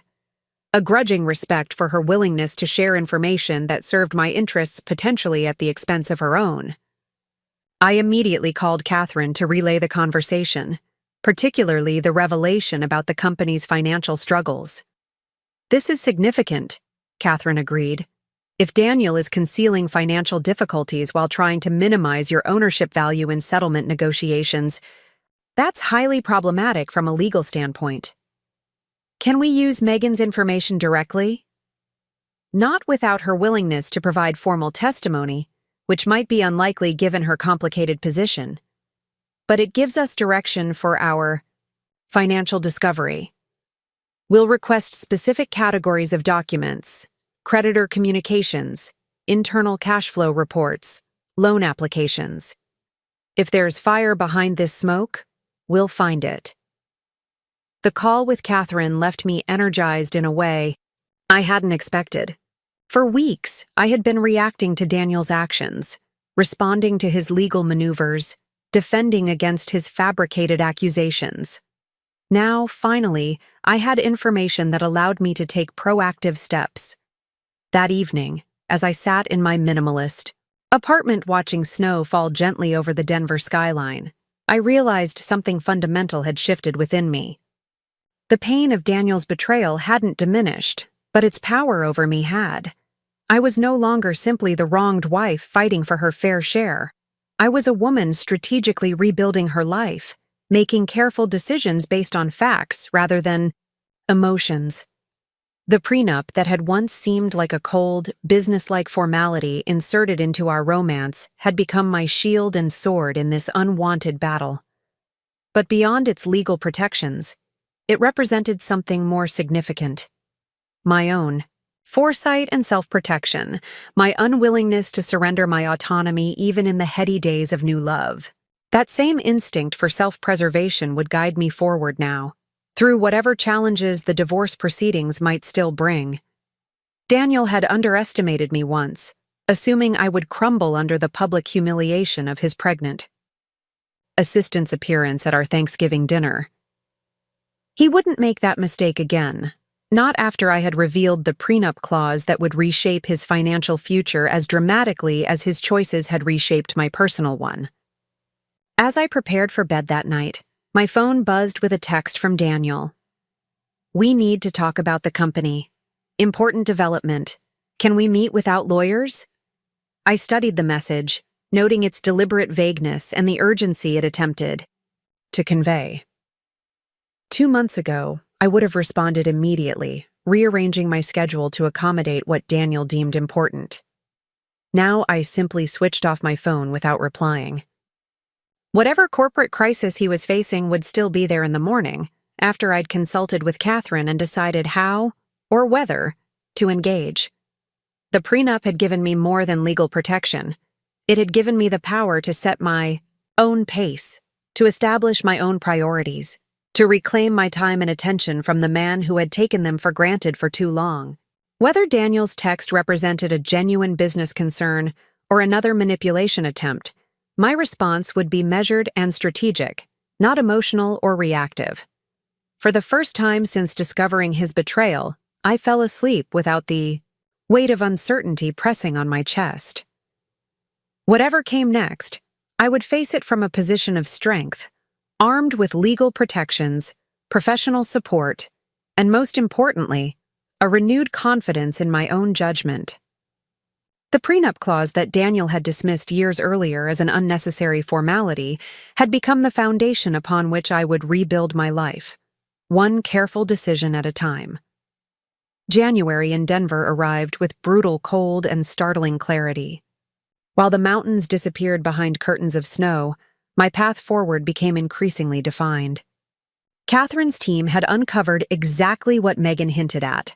Johnson Technology was facing significant financial challenges, masked by creative accounting and Daniel's relentless optimism in communications with the board. The East Coast expansion was premature, Catherine explained, spreading financial documents across her desk during our morning meeting. They secured clients, but at razor-thin margins that aren't covering the additional overhead. They've been operating at a loss for nearly 6 months.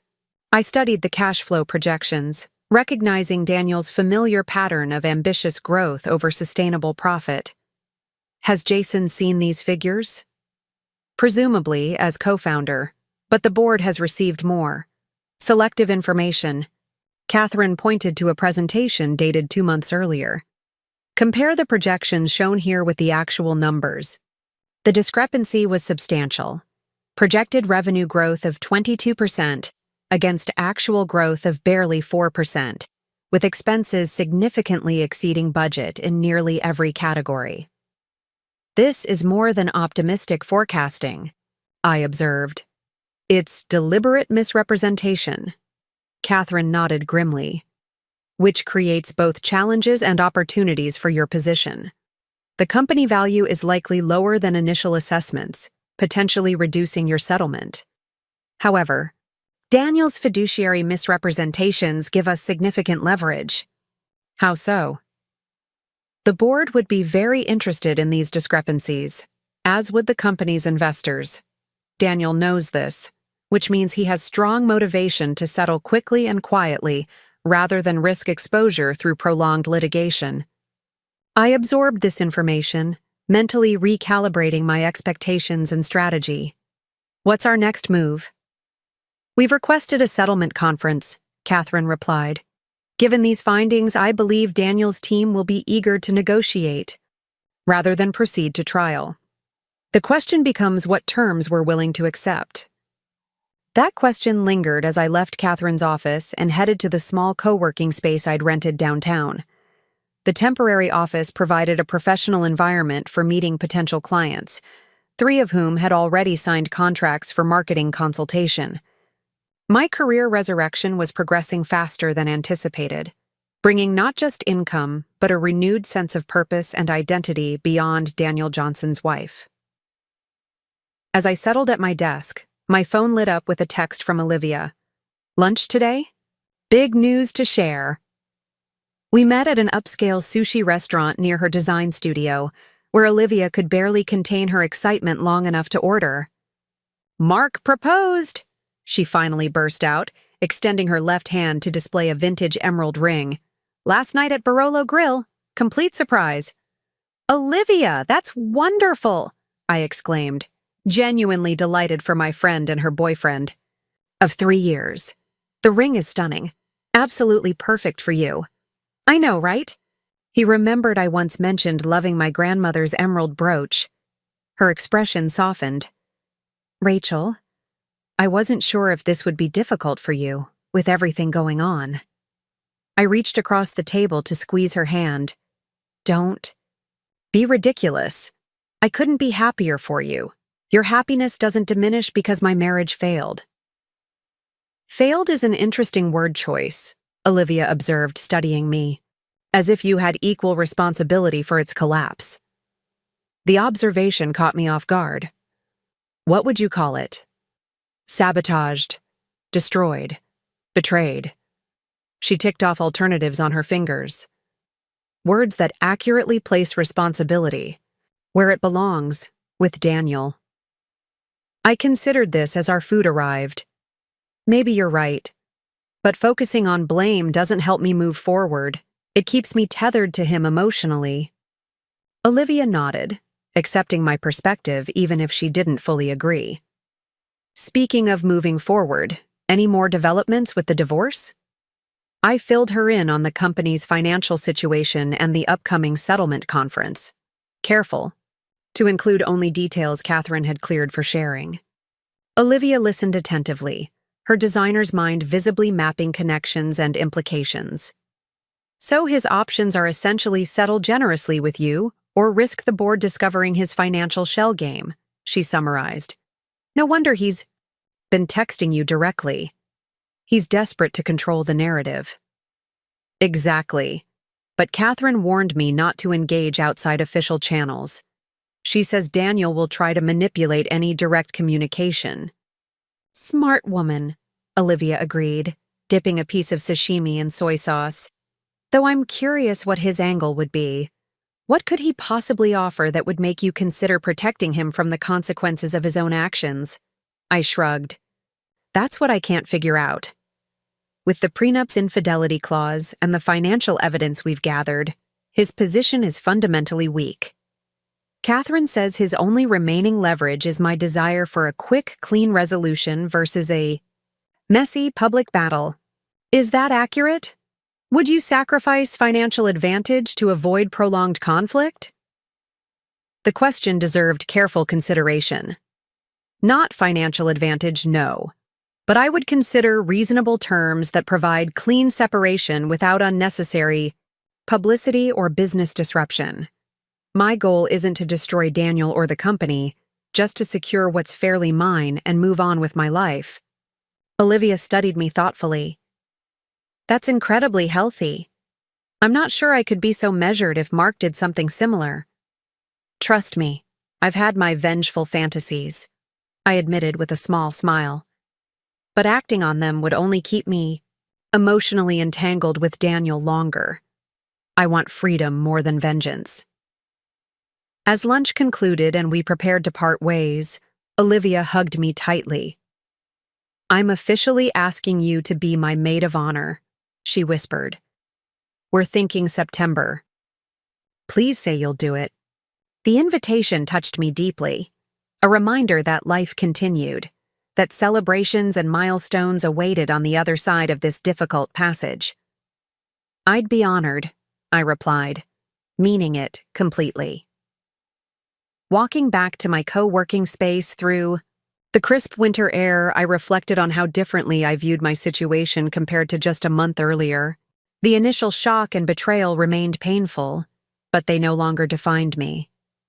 Every step I took, professionally, legally, personally, created distance between the devastated woman at that Thanksgiving table and the increasingly confident person I was becoming. The settlement conference was scheduled for the following week in a neutral conference room at the downtown Marriott. Catherine arrived with 2 associates and a financial analyst, their collective preparedness evident. In the wheeled document cases and organized binders they efficiently arranged on our side of the conference table. Daniel entered with Thomas Brennan and an older attorney I didn't recognize, along with what appeared to be their own financial expert. Daniel himself looked thinner than when I'd last seen him, with new lines etched around his mouth and dark circles beneath his eyes. The impeccable grooming that had once seemed effortless now appeared deliberately maintained against encroaching dishevelment. Our eyes met briefly across the table before I deliberately shifted my attention to Catherine's opening remarks. focusing on her clear articulation of our position rather than Daniel's attempt at silent communication. Before we begin, Catherine stated calmly, I want to clarify that my client's primary objective is a fair and final resolution that honors the prenuptial agreement both parties signed voluntarily. We believe the terms of that agreement, particularly given Mr. Johnson's documented infidelity, provide a clear framework for division of assets. Thomas Brennan leaned forward, his corporate polish slightly frayed at the edges. We maintain that certain provisions of the prenuptial agreement are unconscionable and potentially unenforceable, particularly regarding the unborn child's interests. A position with minimal legal support, Catherine countered smoothly. But perhaps more relevant to today's discussion are the company financial documents we've analyzed, which suggest significant discrepancies between representations to the board and actual performance metrics. The older attorney, who introduced himself as Warren Phillips, raised a hand. Those financial matters aren't directly relevant to the divorce settlement except as they affect company valuation. On the contrary, Catherine replied, sliding copies of a document across the table. As outlined in this brief, Mr. Johnson's fiduciary responsibilities as CEO and his representations to the board create potential liability issues that directly impact both parties' interests in the company. Mrs. Johnson has no desire to see the company destabilized, but these matters cannot be separated from settlement considerations. The strategic brilliance of Catherine's approach became immediately apparent. By linking the financial misrepresentations to the settlement negotiations, she had effectively created leverage without explicitly threatening to expose Daniel to the board. The implication was clear. A generous settlement might encourage discretion regarding these findings. Phillips and Brennan conferred quietly before Phillips addressed the room again. Given these complex considerations, perhaps it would be beneficial for the principals to speak privately while legal teams prepare initial settlement frameworks. Catherine turned to me, eyebrows raised in silent question. We had discussed this possibility in advance. Daniel would likely seek direct communication, hoping to leverage our personal history and emotional connection. I'm willing to speak with Mr. Johnson briefly, I agreed, maintaining formal language, but any substantive agreements will require counsel review. We were directed to a smaller adjacent conference room, its panoramic windows overlooking snow-covered mountains. Beyond the city skyline, Daniel closed the door behind us, maintaining a careful distance as if unsure of his welcome in my personal space. You look well, he offered, his voice softer than during the formal proceedings. Thank you. I kept my response neutral, neither encouraging nor discouraging personal conversation. Catherine indicated you wanted to discuss settlement parameters directly. Daniel sighed, running a hand through his hair, a familiar gesture that once would have prompted me to smooth it back into place. Rachel, we both know this posturing through attorneys is unnecessary. We built a life together for 5 years. Surely we can find a reasonable resolution without financial warfare. I agree completely, I replied, surprising him with my calm acquiescence. A reasonable resolution would be full enforcement of the prenuptial agreement we both signed, with fair valuation of all assets including your company. His expression tightened. The company situation is complicated. Yes, I've seen the financial reports. The East Coast expansion is significantly underperforming projections. The new client acquisition costs exceed revenue generation.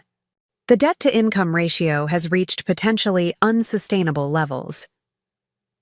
I listed these facts without emotion, watching recognition dawn in his eyes. Your complicated situation is well documented in our discovery materials, Daniel. He moved to the window, gazing out at the mountains as if seeking perspective or escape.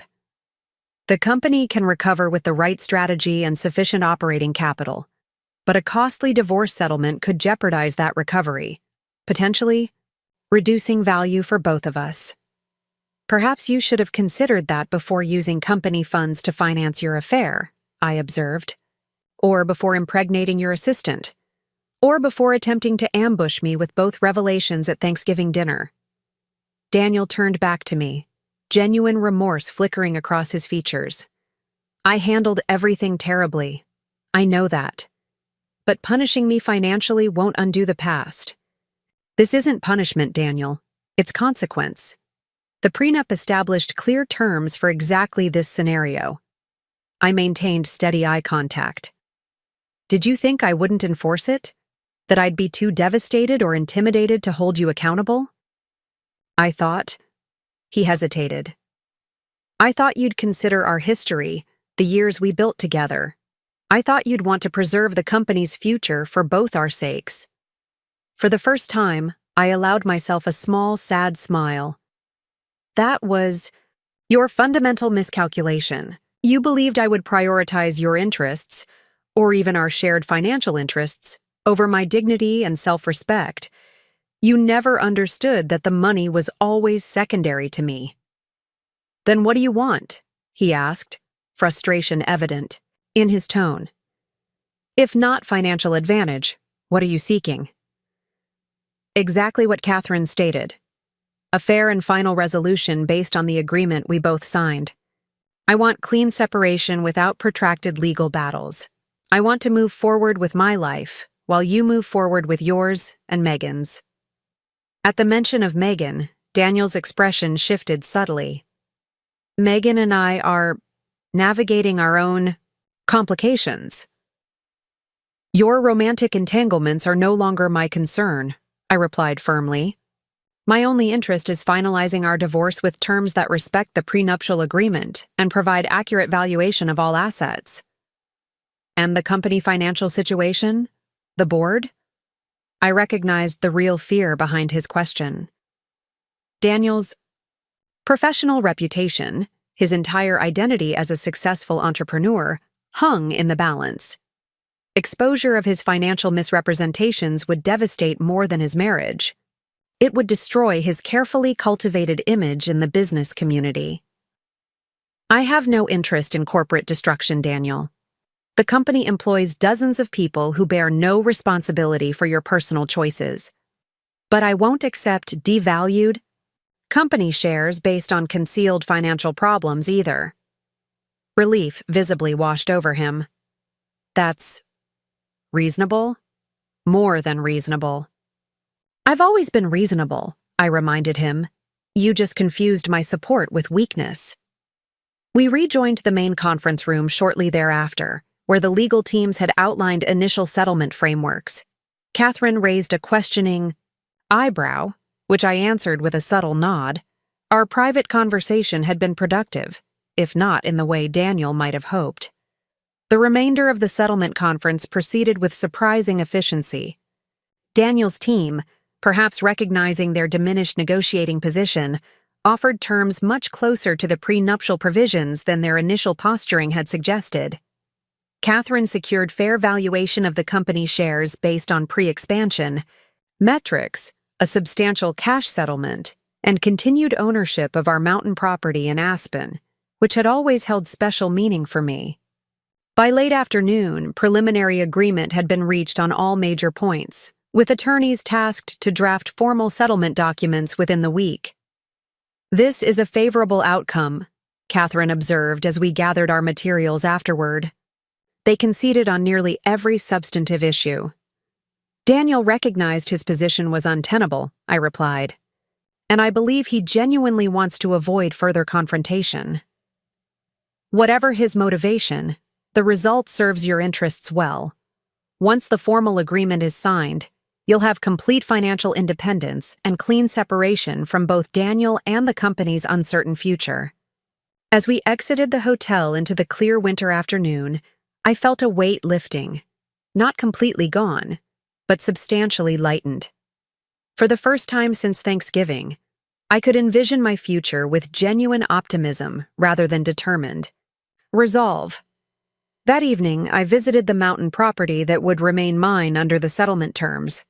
The Aspen cabin had been our weekend retreat, a place where cell service was spotty and Denver's business pressures seemed distant. I had always loved its rustic luxury, the massive stone fireplace, the floor-to-ceiling windows framing mountain views, the wraparound deck where we'd spent countless mornings with coffee and evenings with wine.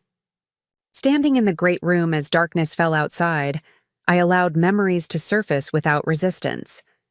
Daniel and I skiing fresh powder on winter mornings, negotiating furniture choices when we first purchased the property, making love on the bearskin rug before the fireplace during a spring snowstorm that had knocked out the electricity.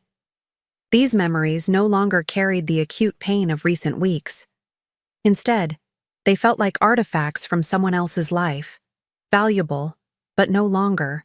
Defining my present reality, I could acknowledge what had been genuine in our connection without letting it overshadow Daniel's ultimate betrayal. My phone buzzed with a text from Catherine. Settlement documents drafted. Will send for review tomorrow. Nearly done.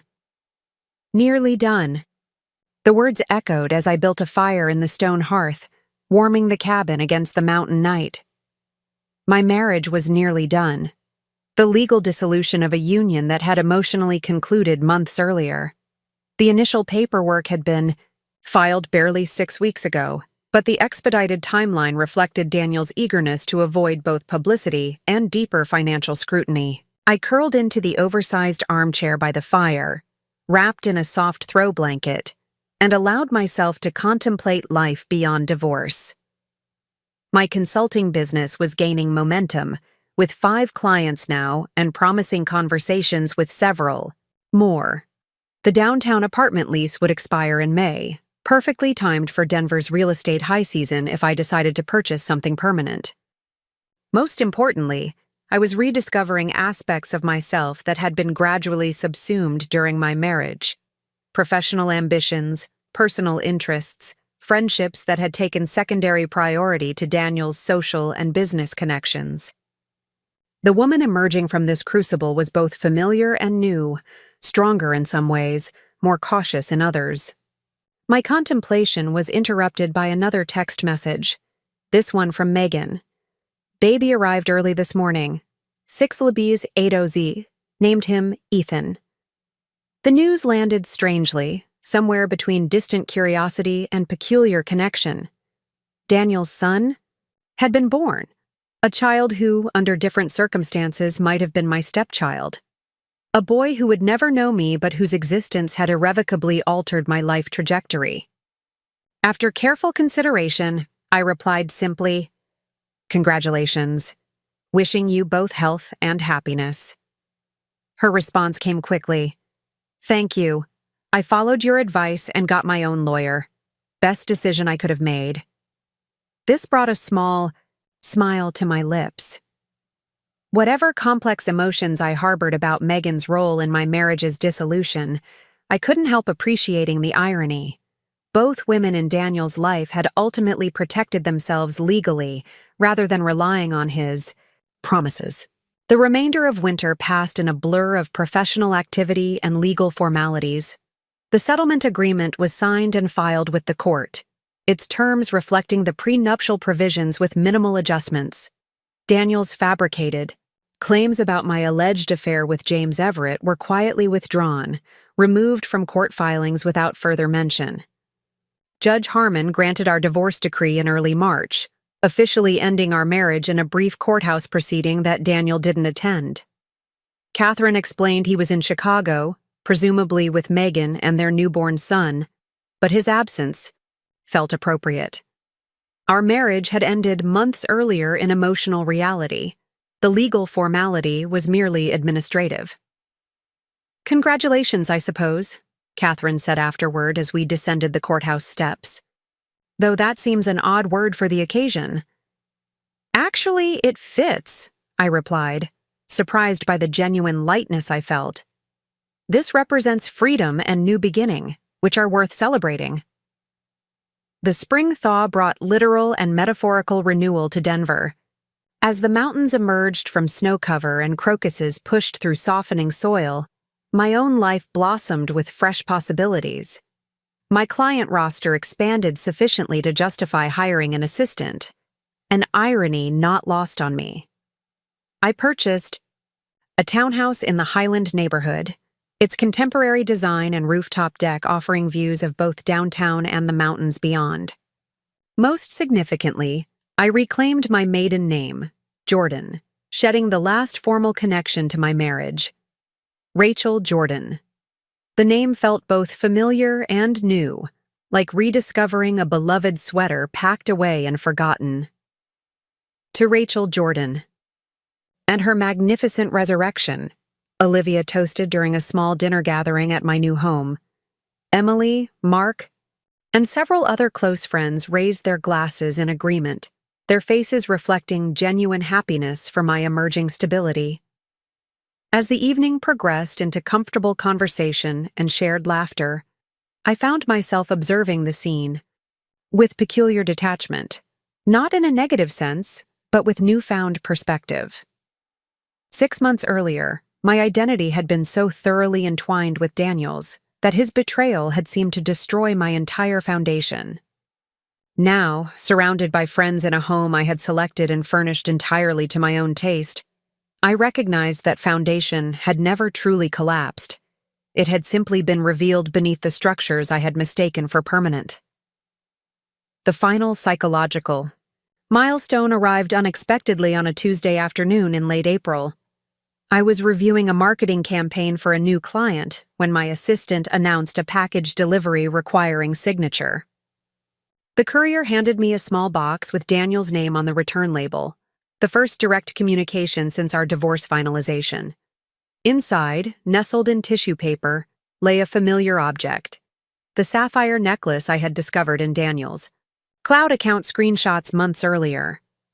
The necklace he had purchased for my birthday, but apparently given to Megan instead. A small card accompanied it with a handwritten note. "This was always meant for you. One of many promises I failed to keep. I'm sorry. D." I studied the delicate pendant, oval blue stone in a simple platinum setting, suspended from a fine chain. It was beautiful, exactly the style I had always preferred. In another lifetime, it would have been a thoughtful, meaningful gift from husband to wife. Now, it was simply a relic, a physical representation of broken promises and discarded commitments. Whatever Daniel's intention in sending it, the gesture felt hollow, perhaps even manipulative in its apparent contrition. Without hesitation, I placed the necklace in my desk drawer and returned to my work. Later that week, I donated it to the Children's Hospital charity auction, the same event where Daniel and I had met years earlier. The symmetry felt appropriate, closing a circle that had opened with well-intentioned romance and closed with clear-eyed reality. 1 year after that fateful Thanksgiving dinner, I found myself hosting my own holiday gathering, smaller and less formal than our previous entertaining, but warm with genuine connection. Emily and her husband, Olivia and Mark, now herself sporting an engagement ring, Catherine and her wife, and several newer friends gathered around my dining table. "I'd like to propose a toast," I said, rising with wineglass in hand. "To unexpected journeys and the strength we discover along the way. To prenuptial agreements." This drew knowing laughter from the group. "And to the futures we build on our own terms." "To Rachel," Catherine added, raising her glass higher, "who turned betrayal into liberation with more grace than anyone I've encountered in 20 years of family law." As conversation and laughter filled my home, I felt a sense of completion that had nothing to do with Daniel, Megan, or the drama that had consumed last year's holiday. The prenup clause that had provided my legal protection had ultimately delivered something far more valuable than financial security. It had given me the foundation upon which to rebuild my life entirely on my own terms. Daniel's pregnant assistant, showing up at our family dinner, had indeed changed everything, but not in the way either of them had anticipated. Instead of crushing me, their betrayal had ultimately freed me to discover my own resilience, reclaim my professional identity, and create a life more authentically aligned with my values, than the marriage had ever been. As I looked around at the faces of those who had supported me through the darkest moments, I silently thanked the younger version of myself who had insisted on that prenuptial agreement despite romantic protestations. She had somehow known that protection wasn't cynical, but prudent, that independence wasn't unromantic, but essential. That woman, clear-eyed, pragmatic, fundamentally self-respecting, had never truly disappeared. She had simply been waiting for me to remember her existence. Now reunited with that core strength, I faced forward into a future entirely of my own design, the prenup clause having served its purpose not just legally, but transformationally. The irony wasn't lost on me. The legal document Daniel had signed, with casual dismissal, believing we would never need it, had ultimately become the instrument of my liberation when his choices made it necessary. Sometimes the most important provisions are the ones we hope never to invoke, but their existence provides the security to move forward with confidence, come what may. Up next, you've got 2 more standout stories right on your screen. If this one hit the mark, you won't want to pass these up. Just click and check them out.